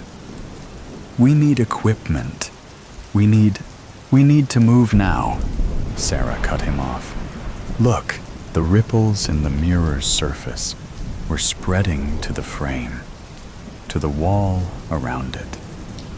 The door behind them creaked wider, the silver light growing brighter. It's not just a portal, Sarah realized. It's expanding. If we don't stop it now, it'll take over the whole house, Mike finished. The whole city. Sarah checked her gun, knowing it might be useless against whatever waited on the other side. I'm going in. Call for backup if you get a signal. If I'm not back in 30 minutes, I'm coming with you, Mike said firmly. Partners don't let partners enter interdimensional mirrors alone. Despite everything, Sarah smiled. Ready? Mike nodded. Ready. Together, they stepped through the rippling surface. The last thing they saw in the normal world was their own reflections, distorting and fragmenting as reality bent around them. Then, they were falling through silver light, the screams growing louder. And somewhere ahead, a woman in black was laughing. The mirror stood silent in the empty room, its surface slowly stilling until it once again showed only shadows. But if anyone had looked closely, they might have seen new figures in its depths. A man and woman in police uniforms, running through an endless maze of mirrors, chasing a figure in a black dress who always stayed just out of reach. And on the wall, in elegant Victorian script, new words appeared in the dust. Who will come looking for them? Nowhere to be found. She's gone missing? When? Last night. I woke up this morning, and she wasn't in her bed. I thought maybe she'd gone to the bathroom, but she wasn't there either. I checked everywhere. Oh my God, Tori, did you check the backyard? Maybe she went outside to play early. Of course, I checked the backyard. I checked the whole house, top to bottom. She's not the type to just wander off, especially not to this early in the morning. Okay. Have you called the police? Not yet. I don't know. I was so panicked. I called you first. You know how they are. They'll assume the worst, that I'm a bad mother. Tori, stop. Listen to me. You need to call them now. The sooner they start looking, the better. Every second counts. You're right. I'll call them now. Good. I'll be right over. Just stay put. Thank you, Sam. I don't know what I'd do without you. Don't worry. We'll find her. Just breathe. 911. What's your emergency? My daughter. She's missing. I can't find her anywhere. Ma'am, can you give me your name and address? Victoria Brooks, 123 Main Street. And the missing person's name and age? Rose Brooks. She's 6 years old. She has long, dark hair, light brown eyes, and she was wearing her favorite pajamas, the ones with the little bunnies on them. Mrs. Brooks, we'll send someone over to take a statement. In the meantime, try not to worry. But how can I not worry? She's just a little girl. I understand, ma'am. But it's important that you stay calm and answer the officer's questions clearly. Can you do that? Yes, I'll try. Good. An officer will be there soon. Tori, it's me, Sam. Oh, thank God. I'm so glad you're here. I'm a mess. I told you I'd come. Have the police been here yet? Not yet. They said they'd send someone over soon. Did you find anything else? Any clues? Anything out of place? Nothing. It's like she just vanished into thin air. Her bed was unmade, as if she got up normally. But her favorite stuffed animal, Mr. Snuggles, is gone too. Mr. Snuggles? That's her little teddy bear, right? Yes. She never goes anywhere without him. It's strange. Maybe she took him with her. Did you check the windows? Are any of them unlocked? I don't know. I'll check. The one in the living room was unlocked, but it's too high for her to reach. Oh, God. Do you think someone took her? We don't know that yet, Tori. Let's not jump to conclusions. Maybe she climbed on a chair or something. We need to stay calm and wait for the police. Someone's at the door. I think that's them. Hello? I'm Detective Smith. You must be Mrs. Brooks. Yes, that's me. Come in. I'm here to ask you some questions about your daughter's disappearance. Of course. Anything to help find her. Can you tell me what happened last night? I put Rose to bed around 8 p.m. I read her a story, like always. She was asleep within minutes. I checked on her a few times throughout the night, and she was sound asleep. But when I woke up this morning, she was gone. Did you notice anything unusual last night? Any strange noises? Any cars outside? Anything like that? Nothing. It was a normal night. We had dinner, watched a little TV, then got ready for bed. Everything was fine. What about her father? Is he in the picture? Yes, my husband. But he's deployed overseas. And you're sure you checked everywhere in the house? Yes, I'm positive. I even checked the backyard, the shed, the basement, everywhere. Did Rose have any friends or other family she might have gone to? Anyone she might wander off to see? No, she's only 6.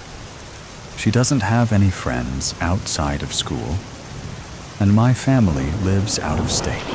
All right, Mrs. Brooks. We're going to start our investigation and let you know if we find anything. But before we leave, we'll need to take a look around the house, if that's fine with you. Of course, Detective. Anything to help find my Rose. Thank you. And please, try to stay hopeful. We'll do everything we can to find your daughter. I appreciate that, Tori. I'm going to go check the park down the street. Rose loves playing there. Maybe she wandered off there last night. That's a good idea. I'll stay here in case the police come back. All right. I'll call you if I find anything. Be careful, Sam. Hello? Tori. It's me. I found something. What is it? Did you find Rose? No, but I found Mr. Snuggles. It was lying on the ground near the playground. Oh my God. What does that mean? I don't know, but it can't be good. I'm going to call the police and let them know. Please, hurry. I'm coming over there right now. No, Tori, wait. The police wouldn't want us to contaminate the scene. Just stay at the house. But I know, but we have to trust them. I'm calling them right now. 911. What's your emergency? Hello, Detective Smith, please. Please hold. Detective Smith speaking. Detective, it's Samantha Jones. Sam, Tori Brooks' friend. I found Rose's teddy bear, the one she always carries around. It was just lying on the ground at the neighborhood park. What? Okay, I'm on my way.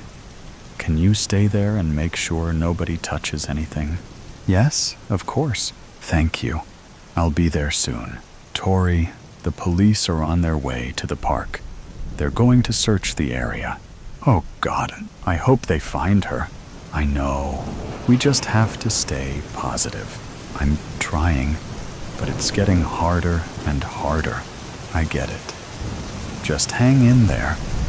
They'll find something. I'm certain of it. Detective Smith, we've searched the entire park, but there's no sign of the girl. Damn it! We need to widen our search.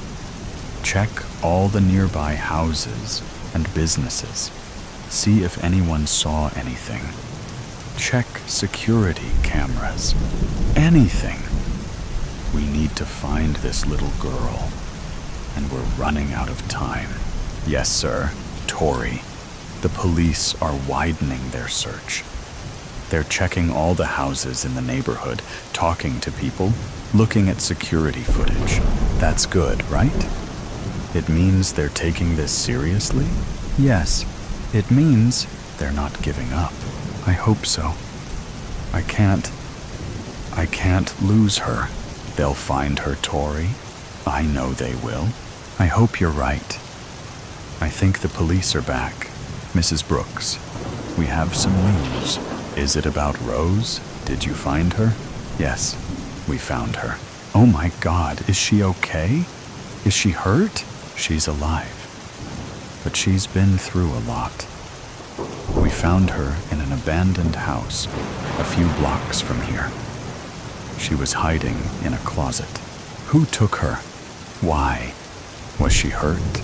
We're still investigating, but we have a suspect in custody. It appears to be a case of a kidnapping gone bad. The suspect has a history of similar offenses. Rose is being checked out at the hospital, but she seems physically unharmed. Oh my God, I can't believe this happened. I can't believe someone would do this. I understand. It's a terrible thing. But the important thing is that Rose is alive. Can I see her? Yes, of course. She's at the hospital right now. We'll take you there. Thank you, Detective. Thank you so much. You're welcome, Mrs. Brooks. We're just glad we could bring your daughter home. Rose! Mommy! Mrs. Brooks. I'm so glad Rose is okay. Me too. I can't believe this nightmare is finally over.